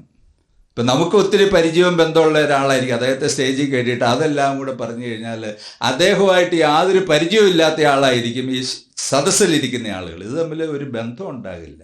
ഒരാൾ വേറൊരാൾക്ക് മാന്യമായി പരിചയപ്പെടുത്താനായിട്ട്, സ്ത്രീയാണേലും പുരുഷനാണേലും പരിചയപ്പെടുത്തുക, അല്ലെങ്കിൽ മറ്റാളുകളെ പരിചയപ്പെടുത്താനായിട്ട് പഠിപ്പിക്കുക. ആളുകൾ കുറേ പേരുടെ പേരോർത്തിരിക്കുക. അപ്പോസ്തലനായ പൗലോസ് റോമർക്ക് ലേഖനം എഴുതിയപ്പോൾ 16-ാം അധ്യായത്തിൽ എന്തോരം പേരുകളാണ് പറയുന്നത്. അതുപോലെ എല്ലാ ലേഖനങ്ങളുടെയും തന്നെ ഒടുവിൽ എന്തോരം മനുഷ്യരുമായിട്ടാണ് ഇദ്ദേഹത്തിന് ബന്ധങ്ങളുള്ളത്, പേര് പറയത്തക്കവണ്ണുള്ള റിലേഷൻസ്. അതുപോലെ എന്താണ് ഈറ്റിംഗ് മാനേഴ്സ്, ചുമ്മാ അതും ഇതൊക്കെ കൂടെ വലിച്ചു വാരി തിന്ന് അങ്ങനെയല്ല, അത് എടുക്കുന്നതിനും കഴിക്കുന്നതിനും ഒക്കെ അതിൻ്റെതായ ഒരു രീതിയൊക്കെ തീർച്ചയായിട്ടും ഡെവലപ്പ് ചെയ്യണം. ഈ കത്തോലിക്ക സെമിനാരികളിലൊക്കെ പോകുമ്പോൾ ആദ്യത്തെ കുറച്ച് നാൾ ഇതൊക്കെ പഠിപ്പിക്കുമല്ലേ, ടേബിൾ മാനേഴ്സ്, പിന്നെ ഇതൊക്കെ ഉപയോഗിക്കാൻ, കഴിക്കേണ്ട രീതികൾ, ഇതെല്ലാം പഠിക്കും. ഡ്രസ്സ് ധരിക്കാനായിട്ട്, ബിഹേവ് ചെയ്യാനായിട്ട്. നമ്മൾ ഇട്ടാക്കുന്ന ചെരുപ്പ് കണ്ടു കഴിഞ്ഞാൽ തന്നെ ശുശ്രൂഷകൻ്റെ ഒരു ഏതാണ്ട് ഒരു സെറ്റപ്പ് മനസ്സിലാകുമെന്നാണ് പറയുന്നത്. ഉപ്പൂറ്റിയൊന്നും കഴുകുകയില്ല, അവിടെയും നിറച്ച് ചെളി. അപ്പം ഇന്നലെ പറഞ്ഞ പോലെ എന്താണ്, വിരലിൻ്റെ അറ്റമൊന്നും ശരിയാകില്ല, തലമുടി ശരിയല്ല, അങ്ങനെ ആകെപ്പാട് ഒരു കുഴപ്പം. അപ്പം ഇതെല്ലാം കൂടെ കാണുമ്പോൾ എന്താണെന്ന് ചോദിച്ചു കഴിഞ്ഞാൽ, ഞങ്ങളുടെ ചർച്ചിലെ മൂപ്പനാണ് അല്ലെങ്കിൽ ശുശ്രൂഷക്കാരനാണെന്നൊക്കെ പരിചയപ്പെടുത്തുന്നതിൽ ഒരു വൈമുഖ്യം ചിലപ്പോൾ അവർക്കും വരും. ഞങ്ങളുടെ സഹോദരനാട്ടോ എന്ന് പറഞ്ഞതങ്ങ് അവസാനിപ്പിക്കുക, അങ്ങ് അത്രയും പറഞ്ഞാൽ പോരാ. അതിലുപരി പറയാനായിട്ട് അവരുടെ ഉള്ളിൽ ഒരു സന്തോഷവും ധൈര്യവും വരണമെങ്കിൽ പരിചയപ്പെടുത്താൻ പറ്റുന്ന വിധത്തിലായിരിക്കണം നമ്മുടെ ഒരു നിലവാരം, നമ്മുടെ ഒരു സ്റ്റാൻഡ്. അപ്പം അങ്ങനെയൊക്കെയുള്ള പല കാര്യങ്ങൾ ഈ വിഷയത്തിൽ തീർച്ചയായിട്ടും ഉണ്ട്. ഡ്രസ്സ് ധരിക്കുക എന്ന് പറഞ്ഞാൽ വില കൂടിയ ഡ്രസ്സ് ധരിക്കുക എന്നല്ല, സന്ദർഭത്തിന് അനുസൃതമായിരിക്കുന്ന വിധത്തിൽ മാന്യമായി ഡ്രസ്സ് ധരിച്ച് ഓരോ ശുശ്രൂഷകളിൽ പങ്കെടുക്കാനും നിൽക്കാനുമായിട്ട് ദൈവമക്കൾ, പ്രത്യേകിച്ച് ദൈവദാസന്മാർ പഠിക്കേണ്ടത് ആവശ്യമാണ്. അപ്പോൾ നമ്മൾ നല്ല രീതിയിൽ ഡ്രസ്സ് ചെയ്യാനായിട്ട് പഠിച്ചതിൻ്റെ പുറകിൽ നല്ല രീതിയിൽ ഡ്രസ്സ് ചെയ്ത് നടക്കുന്ന പല ആളുകളും നമ്മളെ സ്വാധീനിച്ചിട്ടുണ്ട്, ഇല്ലേ? അപ്പോൾ നമ്മൾ ചിലപ്പോൾ ചിന്തിക്കും, ഞാനെല്ലാം നല്ല രീതിയിലാണ് ചെയ്യുന്നതെന്ന് നാം തന്നെ ചിന്തിച്ചാൽ പോരല്ലോ, വേറുള്ളവരും കൂടെ അതിനെക്കുറിച്ചൊരു അഭിപ്രായം പറയണ്ടേ? ആ ആളുകളെ ആ പഴയ നിലവാരത്തിൽ നിന്ന് വളരെ ഫ്രണ്ടിലേക്ക് കൊണ്ടുവരണം. എല്ലാ അർത്ഥത്തിലും അവർ വരണം. എങ്കിലേ ചുറ്റുമുള്ള ആളുകൾ പറയുള്ളൂ, നിങ്ങളുടെ പള്ളിയിൽ ഞങ്ങളും കൂടെ വരട്ടെ, നിങ്ങളെന്താ വിശ്വസിക്കുന്നത് എന്ന ആളുകൾ പറയണ്ടേ? അപ്പം അങ്ങനെയൊക്കെ വ്യത്യാസങ്ങൾ വരുത്തേണ്ട ഒത്തിരി കാര്യങ്ങളുണ്ട്. ഈ ജോൺ വെസ്ലിയെ കുറിച്ച് ഞാൻ വായിച്ചിട്ടുണ്ട്. ജോൺ വെസ്ലി വചനം പ്രസംഗിക്കുന്ന കാലത്ത് ഇംഗ്ലണ്ടിലെ ഗ്രാമങ്ങൾ വൃത്തികെട്ടതും ചെളി കൊണ്ട് നിറഞ്ഞതുമായിരുന്നു. അപ്പോൾ പുള്ളി സഹോദരിമാരുടെ മീറ്റിങ്ങുകളിൽ പറയും, ഏറ്റവും നല്ല ഗാർഡൻ ഉണ്ടാക്കുന്ന സ്ത്രീക്ക് സമ്മാനം. അങ്ങനെ വർഷങ്ങൾ കഴിഞ്ഞപ്പോൾ എന്ത് സംഭവിച്ചെന്ന് ചോദിച്ചാൽ, ഇംഗ്ലണ്ടിലെ ഗ്രാമങ്ങൾ ലോകത്തിലെ മോസ്റ്റ് ബ്യൂട്ടിഫുൾ വില്ലേജസ് ആയെന്നാണ് പറയുന്നത്. അതിൻ്റെ പുറകിൽ സ്റ്റെപ്പ് എടുത്തത് ഈ മനുഷ്യനാണ്. അപ്പം ഞാൻ സാധാരണ ഒരു സ്ഥാപനം തുടങ്ങി കുറേ കാലം കഴിയുമ്പോൾ അത് ജീർണിക്കും. അപ്പം കഴിഞ്ഞ വർഷം ഇവിടെ വന്നായിരുന്നു ഒരു മീറ്റിങ്ങിന്. ഈ തവണ വന്നപ്പോൾ എന്ത് ഭംഗിയായെന്ന് ഞാൻ ഓർത്തു. ആ ഗാർഡൻസ് എല്ലാം കൂടെ വന്ന് വളരെ മനോഹരമായി. അപ്പോൾ ചർച്ച് ഹോളിലേക്ക് ചെല്ലുമ്പോഴും അങ്ങനെ നമുക്ക് കിട്ടണ ഒരു ഫീലിങ്, സഹോദരന്മാരുടെ ഇടയിൽ ചെല്ലുമ്പോഴും അങ്ങനെ ഒരു ഫീലിംഗ് കിട്ടിയാൽ നല്ലതാണ്. കുറച്ച് നാൾ മുമ്പ് ഒരു ചർച്ചിൽ ഞങ്ങൾ പോയി അവരുടെ ചർച്ച് ഹോൾ കണ്ടു കഴിഞ്ഞപ്പം ഞങ്ങളെല്ലാവരും പറഞ്ഞു, ഇതിനകത്ത് ഈ ചർച്ച അധികം നാൾ വാഴുമെന്ന് തോന്നുന്നില്ല. കാരണം അത് ഇടിഞ്ഞ് വീഴാറായി, ആരും ഒരു ശ്രദ്ധയും കൊടുക്കുക. അതിൻ്റെ ഫ്രണ്ടിൽ മുഴുവൻ ചെടികളും പള്ളകളും ഒക്കെ വളർന്ന് വൃത്തികെട്ട് കിടക്കുകയാണ്. അപ്പം അതെന്താണ് അങ്ങനെ എന്ന് ചോദിച്ചാൽ, അതിനെ ശ്രദ്ധിക്കാനായിട്ട് അവിടുത്തെ ദൈവദാസനും പറ്റുന്നില്ല, അവിടുത്തെ വിശ്വാസികൾക്കും പറ്റുന്നില്ല. ഈ മനുഷ്യൻ അതിനെക്കുറിച്ച് ഒട്ടും കൺസേൺഡ് അല്ല. പിന്നെ അവിടെയുള്ള ആളുകൾ എങ്ങനെയാണ് കൺസേൺഡ് ആകുന്നത്? നമ്മുടെ ഹൃദയത്തിൽ കുറേ കാട് കിടപ്പുണ്ടേ, അതുകൊണ്ടാണ് ഇത് കാണാൻ കഴിയാതെ പോകുന്നത്. അപ്പം അങ്ങനെയുള്ള ചില കാര്യങ്ങളുണ്ട്. നിപുണി വികസനത്തിൽ ഡിസിപ്ലിൻ എന്ന് പറയുന്നത് വളരെ ഇമ്പോർട്ടൻ്റ് ആയിരിക്കുന്ന ഒരു കാര്യമാണ്. അതിൽ തന്നെ ഏറ്റവും പ്രധാനപ്പെട്ട കാര്യമായിട്ട് പറയുന്നത് റീപ്രൊസസ്സിങ് ടൈം, സമയം നഷ്ടപ്പെടുത്തി കളയാതെ അതിനെ സ്വന്തമാക്കുക. ജെയ് ആഡംസ് പറഞ്ഞ ഒരു പ്രസ്താവന, അദ്ദേഹം പറഞ്ഞത്, സമയത്തിൻ്റെ മേൽ നിയന്ത്രണമില്ലാത്ത ദൈവദാസന്മാർ അടിമകളായി പോകുന്ന പറയുന്നത്. സമയത്തിൻ്റെ മേൽ നിയന്ത്രണമില്ലാത്ത ദൈവദാസന്മാർ അടിമകളായിപ്പോൾ അവർക്ക് സ്വാതന്ത്ര്യം അനുഭവിക്കാൻ പറ്റില്ല. കാരണം എന്താണെന്ന് ചോദിച്ചാൽ, അവർക്ക് ചെയ്യണമെന്ന് പറയുന്ന ഒത്തിരി കാര്യങ്ങളുണ്ട്. പക്ഷെ പ്രാരാബ്ദങ്ങളുടെയും ബദ്ധപ്പാടുകളുടെയും ഇടയിൽ എന്ത് ചെയ്യും? അവരായിപ്പോവും. അപ്പം ചെയ്യണമെന്ന് ഉദ്ദേശിക്കുന്ന കാര്യം ചെയ്യാൻ പറ്റില്ല. വൈഫിൻ്റെ കൂടെ കുറച്ച് സമയം ചിലവഴിക്കാൻ പറ്റില്ല, പുറത്തു പോകാൻ പറ്റില്ല, പിള്ളേരുടെ ഒപ്പം ചിലവഴിക്കാൻ പറ്റില്ല, റെസ്റ്റ് എടുക്കാൻ പറ്റില്ല, ഒരു പുസ്തകം വായിക്കാൻ പറ്റില്ല. എപ്പോഴും അദ്ദേഹം 100,000 പരിപാടികളുടെ ഇടയിൽ അവിടെ പോയി ഇവിടെ പോയി, അവിടെ ക്ലാസ് ഇവിടെ ക്ലാസ്, അതും ഇതുമായിട്ട് അദ്ദേഹത്തിന് റെസ്റ്റും ഇല്ല, അദ്ദേഹത്തിന് പോസിറ്റീവായി ചിന്തിക്കാനുള്ള സമയമില്ല, ആശ്വാസവുമില്ല, അനുഗ്രഹമില്ല, ആകപ്പാട് ഒരു വല്ലാത്ത ഒരു പരുവത്തിൽ അദ്ദേഹം ആയിപ്പോകും. എന്നാൽ ഒരു ടൈമിങ് ഉള്ള, ഒരു ടൈം പ്ലാൻ ഉള്ള ഒരു മനുഷ്യൻ ആരുടെ അടിമയായി പോകില്ലെന്നാണ് പറയുന്നത്. ഇപ്പം വൈകുന്നേരം നമുക്കെന്നാ ഇങ്ങനെയൊന്ന് പോയാലോ, അപ്പോൾ പറ്റില്ല, ഇങ്ങനെ ഒരു പരിപാടി ഓൾറെഡി പ്ലാൻ ചെയ്തിട്ടുണ്ട് എന്നുള്ള ആളുകളാണ് സമയത്തെ ഉപയോഗിച്ച് ജീവിതത്തെ പുരോഗമിപ്പിക്കുകയുള്ളൂ. അല്ലാത്ത ആളുകൾ നമ്മളെ ഉപയോഗിച്ച് സമയം കളയും. നമുക്കൊട്ട് സ്വാതന്ത്ര്യവും കിട്ടില്ല, നമുക്ക് സന്തോഷവും കിട്ടില്ല, നമുക്ക് പിന്നെ ചെയ്യാൻ കഴിയാതെ പോയ പല കാര്യങ്ങളെക്കുറിച്ച് നമുക്ക് സങ്കടവും ദുഃഖവും കുറ്റബോധവും ഒക്കെ ആയിപ്പോകും. അപ്പം അത് ഒരു ശക്തമായ ഒരു പോയിന്റാണല്ലോ എന്ന് എനിക്ക് തോന്നി. കർത്താവിനെ കുറിച്ച് പറയുന്നത്, കർത്താവിൻ്റെ അവസാനത്തെ പ്രസ്താവനയല്ലേ, സകലവും എന്ന് പറഞ്ഞാൽ ചെയ്യാനൊന്നും ബാലൻസ് ഇല്ലെന്നാണ് പറഞ്ഞത്. അതിൻ്റെ അർത്ഥം പലസ്തീൻ നാട്ടിൽ രോഗികളില്ലെന്നോ ഭൂതബാധിതരില്ലെന്നോ പ്രസംഗം കേൾക്കാത്തവരില്ലെന്നോ ഇതൊക്കെ കാണും, തീർച്ചയായിട്ടും വേണം. പക്ഷേ ദൈവത്തിൻ്റെ പരിപാടിയിൽ കർത്താവായ യേശുക്രിസ്തു ചെയ്ത് പൂർത്തിയാക്കണം എന്ന് പ്ലാൻ ചെയ്ത എല്ലാ കാര്യങ്ങളും അദ്ദേഹം ചെയ്ത് പൂർത്തിയായി. എന്നിട്ട് പറഞ്ഞു സകലവും പൂർത്തിയായി. അപ്പോസ്തലനായ പൗലോസും അങ്ങനെ പറഞ്ഞു അല്ലേ, നല്ല പോർ പൊരുതി ആ ഓട്ടം തിരിച്ചു. അയ്യോ ഒന്നും പറ്റിയില്ല കേട്ടോ, അങ്ങനെയൊന്നുമുള്ള ഫീലിങ്സ് ഒന്നുമില്ല. അപ്പം ഇത് നമുക്ക് ചിന്തിക്കാൻ കൊള്ളാവുന്ന ഒരു കാര്യമാണ്. സമയം നമുക്കുണ്ട്, സമയത്തെ നമ്മൾ പ്ലാൻ ചെയ്താണോ ഉപയോഗിക്കുന്നത്, ശരിയായിട്ട് ഉപയോഗപ്പെടുത്താനായിട്ട് നമുക്ക് സാധിക്കുന്നുണ്ടോ? അദ്ദേഹം തന്നെ, ആഡംസ് തന്നെ പറയുന്ന കുറച്ച് തോട്ട്സ് ഞാൻ എഴുതിയിട്ടുണ്ട്, നല്ല തോട്ട്സ് അദ്ദേഹം പറയുന്നത്, ഒരു ദൈവദാസനെ സംബന്ധിച്ച് ഒരു ദിവസം ചെയ്യേണ്ടതായിരിക്കുന്ന മുഴുവൻ കാര്യങ്ങളും ചെയ്യാനുള്ള സമയം ദൈവം അദ്ദേഹത്തിന് കൊടുക്കുന്നുണ്ട്. പക്ഷെ അത് ചെയ്യാനായിട്ട് തനിക്ക് പ്ലാൻ ഇല്ലാത്തതുകൊണ്ട് അദ്ദേഹത്തിന് അത് ചെയ്ത് പൂർത്തിയാക്കാൻ പറ്റുന്നില്ല. അപ്പം അദ്ദേഹത്തിൻ്റെ സിസ്റ്റത്തിൽ സമയം കിട്ടിയില്ല എന്ന് പറയുന്ന ഒരു പ്രസ്താവന ആഡംസ് കേട്ടാൽ നമ്മളെ സഭയിൽ നിന്ന് പുറത്താക്കി കളയും. അപ്പം അദ്ദേഹത്തിൻ്റെ ചിന്തയാണ്. അപ്പം അദ്ദേഹം പറയുന്നത്, എന്നെ സംബന്ധിച്ച് ഒരു ദിവസം ചെയ്യേണ്ട കാര്യങ്ങൾ ഞാൻ മുഴുവൻ ചെയ്യുമെന്നാണ് ദൈവം പ്രതീക്ഷിക്കുന്നത്. ദൈവം അങ്ങനെ പ്രതീക്ഷിക്കുന്നുണ്ട്.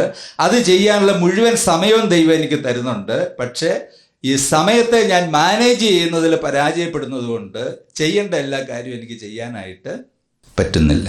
അപ്പം നമ്മുടെ മെസ്സേജുകൾ ഫെയിലായി പോകുന്നു, അതിൻ്റെ ഷാർപ്നെസ് കുറയുന്നു, അതിൻ്റെ പ്രൊഡക്ടിവിറ്റി കുറയുന്നു, എനിക്ക് തയ്യാറാകാൻ പറ്റുന്നില്ലെന്ന് പറയുന്നത് കർത്താവ് കേട്ട് ചിരിക്കും. കർത്താവ് അങ്ങനെയൊന്നും നീ പറയുന്നതിൽ ഒരു മീനിങ്ങും ഇല്ല. എന്നിട്ട് അദ്ദേഹം പറയുന്നത്, God's expectations for any day are reasonable ആയിരിക്കുന്ന കാര്യങ്ങളാണ് ദൈവം തൻ്റെ ദാസന്മാരിൽ നിന്ന് പ്രതീക്ഷിക്കുന്നത്. അത് ചിലപ്പോൾ കഠിനമായിരിക്കും, പക്ഷേ അത് സാധ്യമാകുന്ന കാര്യങ്ങൾ തന്നെയാണ് ദൈവം പ്രതീക്ഷിക്കുക. അങ്ങനെ പ്രതീക്ഷിക്കാത്ത കാര്യങ്ങൾ ദൈവം ആർക്കും ഏൽപ്പിച്ചു കൊടുക്കുന്നില്ല. അപ്പം അത് വളരെ അർത്ഥവത്തായിരിക്കുന്ന ഒരു പ്രസ്താവനയായിട്ട് എനിക്ക് തോന്നി. അദ്ദേഹം പറയുന്ന രണ്ടാമത്തെ ഒരു കാര്യമെന്ന് പറയുന്നത്, ഈ സംഘർഷങ്ങൾ വരുന്നതിനെക്കുറിച്ച് പറയുന്നത്, അദ്ദേഹം പറയുന്നത്, ദൈവം ചെയ്യാൻ എന്നെക്കുറിച്ച് ഉദ്ദേശിക്കുന്ന കാര്യങ്ങളും ഞാൻ ചെയ്യണമെന്ന് ഞാൻ ആഗ്രഹിക്കുന്ന കാര്യങ്ങളും തമ്മിലുള്ള സംഘർഷമാണ്. ദൈവം എന്നെക്കുറിച്ച് ചെയ്യാൻ ഉദ്ദേശിക്കുന്ന കാര്യങ്ങൾ ചെയ്യാനുള്ള സമയവും വിഭവവും ബുദ്ധിയും കഴിവും എല്ലാം എനിക്ക് തന്നു. പക്ഷെ ഞാൻ ആഗ്രഹിക്കുന്ന കാര്യങ്ങൾ ചെയ്യണമെന്നാണ് എൻ്റെ ആഗ്രഹം. അപ്പം നമ്മുടെ ദിവസത്തെ സംഘർഷം, കോൺഫ്ലിക്റ്റ് എന്ന് പറയുന്നത് എൻ്റെ ഡ്യൂട്ടീസും എൻ്റെ ആഗ്രഹങ്ങളുമാണ്. എനിക്ക് പല ആഗ്രഹങ്ങളുണ്ട്, അതെനിക്കെല്ലാം ചെയ്യാനായിട്ട് പറ്റില്ല. പക്ഷേ ദൈവം എന്നെക്കുറിച്ച് ഉദ്ദേശിക്കുന്ന ഡ്യൂട്ടികളെല്ലാം ചെയ്യാനുള്ള സമയം ദൈവം എനിക്ക് തരുന്നുണ്ട്. അതിനെ ഉപയോഗപ്പെടുത്തണം. അദ്ദേഹം പറയുന്ന ഒരു സ്റ്റേറ്റ്മെൻ്റാണ്, conflict of time always arise out of confusing human desires and duties with God. അപ്പോൾ ദൈവത്തോടുള്ള ഉത്തരവാദിത്തങ്ങളും മനുഷ്യരുടെ ആഗ്രഹങ്ങളും തമ്മിൽ പടപൊരുതി നഷ്ടപ്പെട്ടു പോകുന്നതാണ്. അപ്പം അത് ഒരു കൊള്ളാകുന്ന ആശയമാണ്. പ്രിയമുള്ളൊരു അപ്പോസ്തലനായ പൗലോസൊക്കെ പറയുന്ന പോലെ സമയത്തെ റെഡീം ചെയ്യാനായിട്ട് ദൈവം നമ്മളെപ്പോഴും സഹായിക്കട്ടെ, ശക്തീകരിക്കട്ടെ. ബ്രദറൊക്കെ എപ്പോഴും പറയുന്നതാണല്ലോ, 8 മണിക്കൂർ പഠിത്തം, 8 മണിക്കൂർ ഉറക്കം, 8 മണിക്കൂർ ജോലി, അങ്ങനെ 24 അവേഴ്സിൻ്റെ ഒരു സൈക്കിൾ പൂർത്തിയാക്കുകയാണ്. പക്ഷെ നമുക്കറിയാം, നമ്മളതൊന്നും നേരാവണ്ണം ഉപയോഗിക്കുന്നില്ലാത്തത് കൊണ്ട്, പ്രയോജനപ്പെടുത്താത്തത് കൊണ്ട് നമുക്ക് ഒത്തിരി കാര്യങ്ങൾ ചെയ്യാനായിട്ട് പറ്റുന്നില്ല. നല്ല ദൈവദാസന്മാരെ കുറിച്ച് പറയുന്നത്, അവര് ദൈവം കൊടുത്ത സമയത്തെ അനുഗ്രഹമായി ഉപയോഗിക്കുന്നവരാണ്. അതുകൊണ്ട് അവരുടെ ക്രിസ്ത്യൻ ലൈഫ് എന്ന് പറയുന്നത് ഓർഡർലിയാണ്. അവരുടെ ശുശ്രൂഷകൾ ഓർഡർലിയാണ്, കെയോട്ടിക് അല്ല. സമയത്തെ അവസരത്തെയൊക്കെ ശരിയായി പ്രയോജനപ്പെടുത്താനായിട്ട് യോവേൽ പ്രവാചകന്റെ പുസ്തകത്തിൽ പറയുന്ന ഒരു സ്പിരിച്വൽ സൈഡുണ്ട്. അത് രസമാണ്. അപ്പോൾ അദ്ദേഹം പറയുന്നുണ്ടല്ലോ, ഞാൻ നിങ്ങളുടെ ഇടയിൽ അയച്ചിരിക്കുന്ന എൻ്റെ മഹാസൈന്യമായ വെട്ടുക്കിളിയും വിട്ടിലും തുള്ളനും പച്ചപ്പുഴുവും തിന്നുകളഞ്ഞ സംവത്സരങ്ങൾക്ക് വേണ്ടി ഞാൻ നിങ്ങൾക്ക് പകരം നൽകും. നഷ്ടപ്പെട്ടുപോയ സംവത്സരങ്ങൾക്ക് പകരം തരും. എങ്ങനെയാണ് തരുന്നത്? യോവേൽ പ്രവാചകന്റെ പുസ്തകം 2-ാം അധ്യായം മുഴുവൻ വായിച്ചു നോക്കിയാൽ അറിയാം. വസ്ത്രങ്ങളെയല്ല, ഹൃദയങ്ങളെ കീറി അനുദപിക്കുക.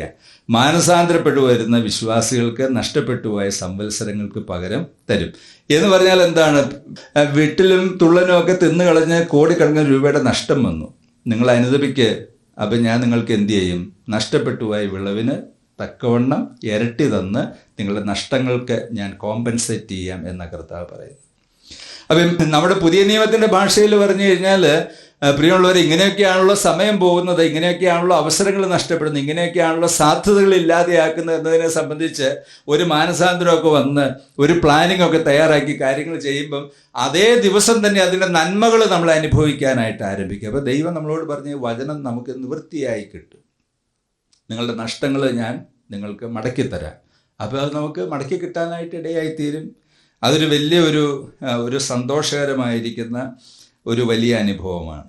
അങ്ങനെ നമ്മുടെ ജീവിതത്തിലെ എല്ലാറ്റിനെയും നേർവഴിക്കാക്കാൻ പറ്റിയ ആലോചനകൾ ദൈവത്തിൻ്റെ വചനത്തിലുണ്ട്. പ്രവാചകന്മാരായിരിക്കുന്ന മനുഷ്യര്, അപ്പസ്തോലന്മാരായിരിക്കുന്ന മനുഷ്യര് അവര് അതൊക്കെ എഴുതി വെച്ച് തന്നിട്ടുണ്ട്. നാം അതിലേക്ക് ഉറ്റുനോക്കുകയും പഠിക്കുകയൊക്കെ ചെയ്യുന്ന സമയത്ത് നമ്മൾ ഒരിക്കലും നിരാശപ്പെടേണ്ടി വരില്ല. കർത്താവ് നമ്മളെ തീർച്ചയായിട്ടും മുന്നോട്ട് നടത്താനായിട്ടുള്ള എല്ലാ ഗ്രേസുകളും ധാരാളമായിട്ട് തരും. നമ്മൾ ഇന്നലെ പറഞ്ഞ ഒരു കാര്യമാണ്, പുരോഗതി പ്രാപിക്കാനായിട്ട് ചെയ്യേണ്ടുന്ന ഒരു കാര്യമാണ് മെൻറ്ററിങ്ങിന് വിധേയപ്പെടുക. ഇനി ആരും എന്നെ മെൻറ്റർ ചെയ്യണ്ട, ഏതാണ്ട് ഞാനായി എന്ന് ഒരിക്കലും ചിന്തിക്കരുത്. അങ്ങനെ ചിന്തിക്കരുത്. നമുക്ക് എന്നും ആവശ്യമാണ് എന്താണ്? നമ്മളെ വളർത്താനും നമ്മളെ ഉത്സാഹിപ്പിക്കാനും നമ്മളെ തിരുത്താനും ഒക്കെ നമ്മുടെ കൂട്ടത്തിൽ മുതിർന്ന ആളുകൾ തീർച്ചയായിട്ടും ആവശ്യമാണ്. അതൊരു വലിയ അസറ്റാണ്. സഭയെ സംബന്ധിച്ച് അതൊരു വലിയ അസറ്റാണ്, വലിയൊരു അനുഗ്രഹമാണ്. ഇപ്പം നമ്മളെ വളരെ ചിന്തിപ്പിക്കുന്ന ഒരു പ്രസ്താവനയാണ് 2 ദിനവൃത്താന്തം 26:5. ദൈവഭയത്തിൽ അവനെ ഉപദേശിച്ചു വന്ന സെക്കരിയാവിൻ്റെ ആയുഷ്കാലത്ത് അവൻ ദൈവത്തെ അന്വേഷിച്ചു. ഉസിയ രാജാവിനെ കുറിച്ച് പറയുന്നതാണ്. അപ്പം ഇദ്ദേഹം ഈ മഹാപുരോഹിതന്റെ സ്വാധീനത്തിൽ നിന്ന കാലത്തോളം അപ്പം ആളുകളെ നിർത്താനായിട്ട് ചില പരിപാടികൾ മാത്രം പോരാ, ബന്ധങ്ങൾ ആവശ്യമാണ്. ഒരു മെൻറ്റർ സ്റ്റുഡൻറ് റിലേഷൻഷിപ്പ് വളരെ ആവശ്യമാണ്. അപ്പം ഇവിടെ പറയുന്നത് സെക്കരിയാവ് അദ്ദേഹത്തെ എങ്ങനെയാണ് ഉപദേശിച്ചത്? ദൈവഭയത്തിൽ അവനെ ഉപദേശിച്ചു വന്ന. ഈ ദൈവവചന പ്രസംഗത്തെക്കുറിച്ച് പറയുന്ന ഒരു കാര്യം 2 ദിനവൃത്താന്തം 26:5. വചന ശുശ്രൂഷ കഴിയുമ്പം ഞങ്ങൾ ഇൻഫോംഡായി എന്നുള്ള ഒരു ഫീലിങ്ങിൽ ആളുകൾ പോകുന്നതിന് കുഴപ്പമില്ല. വചന ശുശ്രൂഷ കഴിയുമ്പോൾ ആളുകൾ റിലാക്സ്ഡായി എന്നുള്ളൊരു ഫീലിംഗ് കിട്ടിയാലും കുഴപ്പമില്ല. വചന ശുശ്രൂഷയുടെ അവസാനം ആളുകൾക്ക് ദൈവഭയം ഉണ്ടായില്ലെങ്കിൽ ആ പ്രസംഗം ശരിയാവില്ല. ആളുകൾക്ക് കുറച്ച് അറിവ് പകർന്നു കൊടുക്കുക, ആളുകളെ എൻ്റർടൈൻ ചെയ്യുക, ആളുകളെ റിലാക്സ്ഡ് ആക്കുക, ഇതൊന്നുമല്ല നമ്മുടെ ജോലി എന്ന് പറയുന്നത്. അപ്പം സെക്കരിയാവ് ഇദ്ദേഹത്തെ പിടിച്ചു നിർത്തിയത് ദൈവഭയത്തിൽ വചനം ഉപദേശിച്ചു കൊടുത്തു. അങ്ങനെ ഉപദേശിച്ചു കൊടുത്ത കാലത്ത് ഈ മനുഷ്യൻ എന്ത് ചെയ്യും? അവൻ ദൈവത്തെ അന്വേഷിച്ചു. അപ്പം അദ്ദേഹം സ്പിരിച്വൽ ഡിസിപ്ലിനെ കുറിച്ചും ഇസ്രായേലിൻ്റെ ചരിത്രത്തെക്കുറിച്ചും വീണുപോയ രാജാക്കന്മാരെക്കുറിച്ചും പ്രവാചകന്മാരെക്കുറിച്ചും ഒക്കെ പറഞ്ഞ് ഉദാഹരണങ്ങൾ സഹിതം ഇദ്ദേഹത്തെ ഉസിയാവിനെ പഠിപ്പിച്ചു. ഉസിയാവ് അതുകൊണ്ട് ദൈവഭയത്തിൽ എന്ത് ചെയ്തു? ദൈവത്തെ അന്വേഷിച്ചു. ദൈവത്തെ അന്വേഷിച്ചപ്പോൾ അവനെന്തുണ്ടായി? അഭിവൃദ്ധി ഉണ്ടായി, പുരോഗതി ഉണ്ടായി. നമ്മളും ഈ പറയുന്ന പോലെ മുതിർന്ന സഹോദരന്മാരും ഒക്കെ ആയിട്ട് കുറച്ച് സമയമൊക്കെ ഇടയ്ക്കൊക്കെ ചെലവഴിക്കുന്നത് നല്ലതാണ്. ഇടയ്ക്ക് അവരുടെ അടുത്തിരുന്ന് സംസാരിക്കുകയോ ചില കാര്യങ്ങൾ ഡിസ്കസ് ചെയ്യുകയോ ഒരുമിച്ച് യാത്ര ചെയ്യുകയോ ഒരുമിച്ച് പ്രാർത്ഥിക്കുകയോ ഒരുമിച്ച് പഠിക്കുകയോ ഒക്കെ ചെയ്യുന്നത് നല്ലതാണ്. അങ്ങനെയൊക്കെ ചെയ്താലേ നമുക്കൊരു പുരോഗതി ഉണ്ടാക്കിയെടുക്കാനായിട്ട് പറ്റുള്ളൂ. നമ്മളെക്കാൾ കപ്പാസിറ്റി ഉള്ള ആളുകളുമായിട്ട് നമ്മൾ സംസാരിക്കുമ്പോൾ കിട്ടുന്ന ഒരു ഗുണം, നമ്മുടെ മൈൻഡ് വേഗം സ്പാർക്കാവും. പല പല കാര്യങ്ങൾ നമ്മൾ ചിന്തിക്കാത്ത നിലയിൽ ചിന്തിക്കാനായിട്ടുള്ള അവസരങ്ങൾ കിട്ടും. നമ്മുടെ ഇങ്ങനത്തെ മീറ്റിങ്ങുകളിലൊക്കെ പല ആളുകൾ ഇൻറ്ററാക്ട് ചെയ്യുമ്പോൾ നമ്മുടെ ഉള്ളിൽ ഇങ്ങനെ ഒത്തിരി സ്പാർക്കുകൾ സംഭവിക്കും. അപ്പോൾ നമ്മൾ ചിന്തിക്കാത്ത നിലയിൽ പല കാര്യങ്ങൾ പുതുതായിട്ട് ചിന്തിക്കാനും ഒക്കെ ഇടയായിത്തീരും. മാത്രമല്ല, ഈ മെൻറ്ററിങ്ങിലൂടെ ഇളയ സഹോദരന്മാരെയും മറ്റു സഹോദരന്മാരെയൊക്കെ പരിശീലിപ്പിച്ചെടുക്കുന്നതിലൂടെ വൻ കാര്യങ്ങൾ സംഭവിക്കും.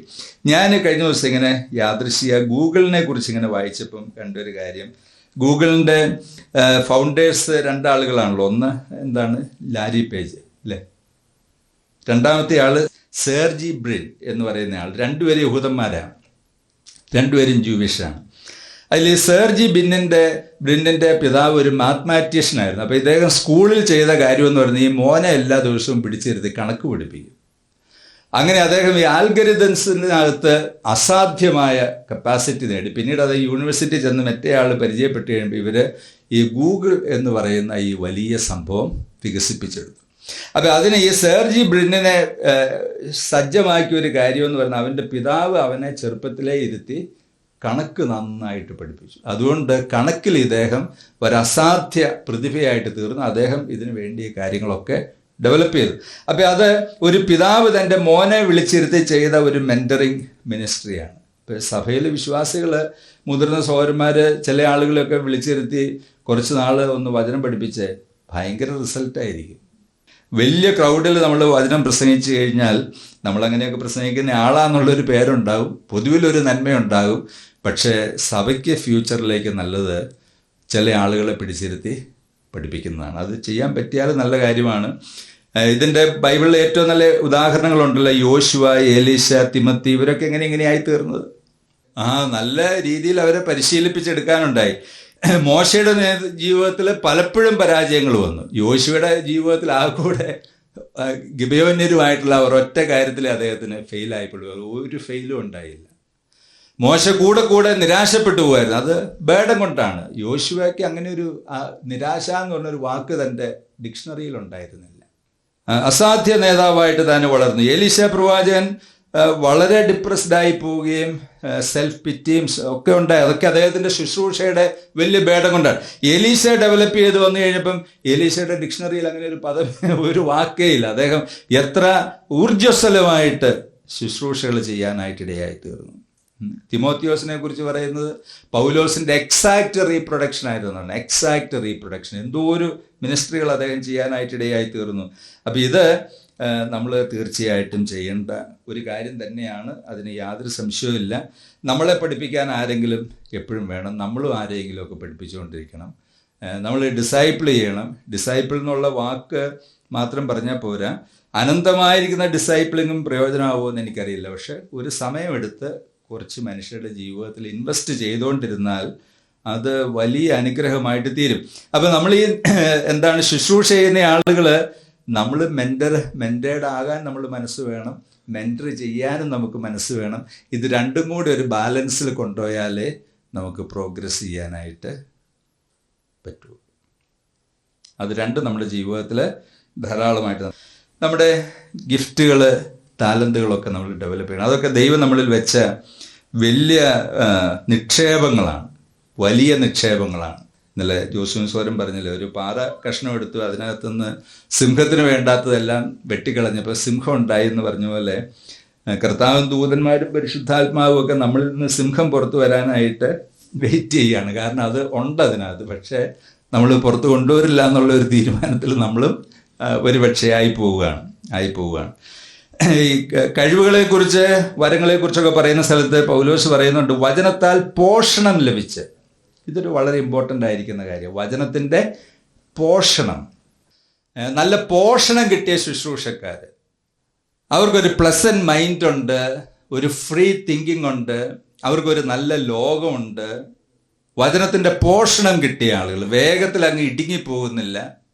അപ്പോസ്തലനായ പൗലോസ് പറഞ്ഞല്ലോ, എന്തെല്ലാം പ്രയാസങ്ങൾ സഹിച്ചു, പക്ഷേ ഉപദ്രവിക്കപ്പെടുന്നവർ എങ്കിലും നിരാശപ്പെടുന്നില്ല, ഉപേക്ഷിക്കപ്പെടുന്നവരെങ്കിലും നിലത്ത് വീണ് കിടക്കുന്നില്ല എന്നൊക്കെ പറഞ്ഞില്ലേ. എന്നൊക്കെ പറയുന്ന ഫ്രേസുകൾ നമ്മൾ പരിശോധിക്കുമ്പോൾ എന്താ അതിൻ്റെ അർത്ഥം? വചനത്തിൻ്റെ പോഷണം ലഭിച്ചു. അപ്പോൾ അദ്ദേഹം ചിന്തിച്ചത് ഈ കൊരിന്തിലുണ്ടായ റിജക്ഷനും പ്രയാസങ്ങളുടെ ഒക്കെ മധ്യത്തിൽ നിലനിന്നതിൻ്റെ ഒരു കാര്യം തൻ്റെ പോഷണമാണ്, വചനത്തിൽ നിന്ന് ലഭിച്ചതായിരിക്കുന്ന പോഷണം. അത് തന്നെ തിമത്തിയോസോടും പറയും, തിമത്തിയോസെ നീ പോഷണം ലഭിക്കണം, എന്നാലേ നീ പിടിച്ചു നിൽക്കുകയുള്ളൂ. എഫെസോസിൽ പിടിച്ചു നിൽക്കണമെങ്കിൽ വളരെ പോഷണം ലഭിച്ച ഒരാൾ. അങ്ങനെ പോഷണം ലഭിച്ച ആളെ കുറിച്ച് എന്താ പറയുന്നത്? ക്രിസ്തുയേശുവിന് നല്ല ശുശ്രൂഷകനാകും. അപ്പൊ നല്ല ശുശ്രൂഷകനാണെങ്കിൽ എന്ത് ചെയ്യണം? നല്ല പോഷണം ലഭിക്കണം, നല്ല ആഹാരം കിട്ടി വളരണം. ഇപ്പം നമ്മുടെ ചർച്ചിലെ സഹോദരന്മാരെ പഠിപ്പിക്കാൻ ഏൽപ്പിച്ചിട്ട് നമ്മൾ കുളവാക്കിയിരുന്നില്ല, സഹോദരൻ പറഞ്ഞ പോലെ അങ്ങനെയല്ല. നമ്മുടെ ചർച്ചിലെ സഹോദരന്മാർ നല്ല പോഷണം സിദ്ധിച്ച് വളരണം. നമുക്ക് ഈ ചർച്ചസിലൊക്കെ ചെല്ലുമ്പം അവരുടെ മൊത്തത്തിലുള്ള രീതികളും പെരുമാറ്റങ്ങളും ഡ്രസ്സിങ്ങും ശുശ്രൂഷകളൊക്കെ കാണുമ്പം നമുക്കൊരു അസസ്മെൻറ്റ് കുറച്ചൊക്കെ കിട്ടും. എല്ലാം ശരിയാവുമെന്ന് അറിയില്ല. ഏതാണ്ട് ഇവരുടെ പോഷണ ലെവലൊക്കെ എങ്ങനെയാണെന്ന് നമുക്ക് ഒരു ഐഡിയ കിട്ടും. ചില സ്ഥലത്തൊക്കെ ചിലപ്പോൾ നമുക്ക് ഒത്തിരി സന്തോഷം തോന്നും, ചില സ്ഥലത്ത് ചിലപ്പോൾ നമുക്ക് അത്ഭുതം തോന്നും, ചിലപ്പോൾ നമുക്ക് തോന്നും ഇതന്നെ ഇങ്ങനെയൊക്കെ എന്ന് തോന്നി. അങ്ങനെ പല ഫീലിങ്സ് തീർച്ചയായിട്ടും ഉണ്ടാകും. അപ്പം അത് ദൈവമക്കൾക്ക് കൊടുക്കുന്ന പോഷണം പോലെ ഇരിക്കും, ശുശ്രൂഷകന് ലഭിക്കുന്ന പോഷണം പോലെ ഇരിക്കും. പൗലോസ് പറഞ്ഞല്ലോ, കൃപാവരം ഉപേക്ഷയായിട്ട് വിചാരിക്കരുത്. മൂപ്പന്മാരുടെ കൈവപ്പോടുകൂടെ വചനത്താൽ നിനക്ക് ലഭിച്ചതായി നിന്നിലുള്ള കൃപാവരം ഉപേക്ഷയായി വിചാരിക്കാൻ നിന്റെ അഭിവൃദ്ധി എല്ലാവർക്കും പ്രസിദ്ധമായി തീരേണ്ടതിന് ഇത് കരുതുക. ഇതിൽ തന്നെ ഇന്നലെ അതിനെക്കുറിച്ച് ബ്രദർ വളരെ വിശദമായിട്ട് പറഞ്ഞു. അപ്പം ഞാൻ അത് വായിച്ച സമയത്ത് എനിക്ക് തോന്നിയ ഒരു കാര്യം, ഈ കൃപാവരങ്ങളെ ഡെവലപ്പ് ചെയ്യുന്നതിൽ ആ ഒരു എക്സസൈസിൽ മാത്രമല്ല ഫോക്കസ്ഡ് ആകേണ്ട. പൗലോസ് പറഞ്ഞു ഇത് കരുതുക, ഇതിൽ തന്നെ ഇരുന്നു കൊള്ളുക, എന്നാലേ അഭിവൃദ്ധി പ്രസിദ്ധമാവുള്ളൂ എന്ന് പറഞ്ഞാൽ എന്താ അതിൻ്റെ അർത്ഥം? അതിൽ പറയുന്നത് പൗലോസ് ആ ലേഖനത്തിൽ പ്രതിപാദിച്ച പ്രിൻസിപ്പിൾസിന് കീഴ്പ്പെട്ടിരുന്നാലേ പ്രോഗ്രസ് ഉറപ്പാവുള്ളൂ. അപ്പം ദൈവത്തിൻ്റെ വചനത്തെ ശുശ്രൂഷിക്കുന്ന വിളിയും കൃപാവരവും ആണെങ്കിൽ അത് ഡെവലപ്പ് ചെയ്യണം. പക്ഷേ അതുകൊണ്ട് മാത്രം നമ്മുടെ മിനിസ്ട്രി അനുഗ്രഹമായി തീരില്ല. അനുഗ്രഹമായി തീരണമെങ്കിൽ എന്ത് വേണം? ഇത് കരുതുക, ഇതിൽ തന്നെ ഇരുന്നുള്ള. പൗലോസ് പറഞ്ഞ ഒത്തിരി പ്രിൻസിപ്പിൾസ് ഉണ്ട്, ഒത്തിരി പ്രബോധനങ്ങൾ, മുന്നറിയിപ്പുകളൊക്കെ ഉണ്ട്. അതിൽ തന്നെ നീ തുടരുന്നു എങ്കിൽ എൻ്റെ മോനെ ഒരു സംശയവും വേണ്ട, നീ വളരെ പ്രയോജനമുള്ള മനുഷ്യനായി തീർന്നു എന്നുള്ള നല്ല പ്രസിദ്ധി ഉണ്ടാകും, വളരെ പ്രയോജനത്തിലേക്ക് വരും എന്നാണ് അപ്പോസ്തലനായ പൗലോസ് പറയുന്നത്. അങ്ങനെ നമ്മളെക്കുറിച്ച് കർത്താവിൻ്റെ ആഗ്രഹം അതാണ്, നമ്മൾ വളരെ പ്രോഗ്രസ് ചെയ്യണം. എല്ലാ അർത്ഥത്തിലും നമ്മൾ വളരെ പുരോഗതി പ്രാപിക്കുകയും വ്യത്യാസപ്പെടുകയും അനുഗ്രഹിക്കപ്പെടുകയും ഒക്കെ ചെയ്യേണ്ടത് വളരെ ആവശ്യമായിരിക്കുന്ന കാര്യമാണ്. ആ നിലയിൽ മുന്നോട്ട് പോകുവാൻ സ്വർഗത്തിലെ ദൈവം നമ്മളെ വളരെ ഉത്സാഹിപ്പിക്കുകയും ശക്തീകരിക്കുകയും ചെയ്യട്ടെ എന്ന് പ്രാർത്ഥിച്ചുകൊണ്ട് ഞാൻ എൻ്റെ വാക്കുകളെ ചുരുക്കുന്നു.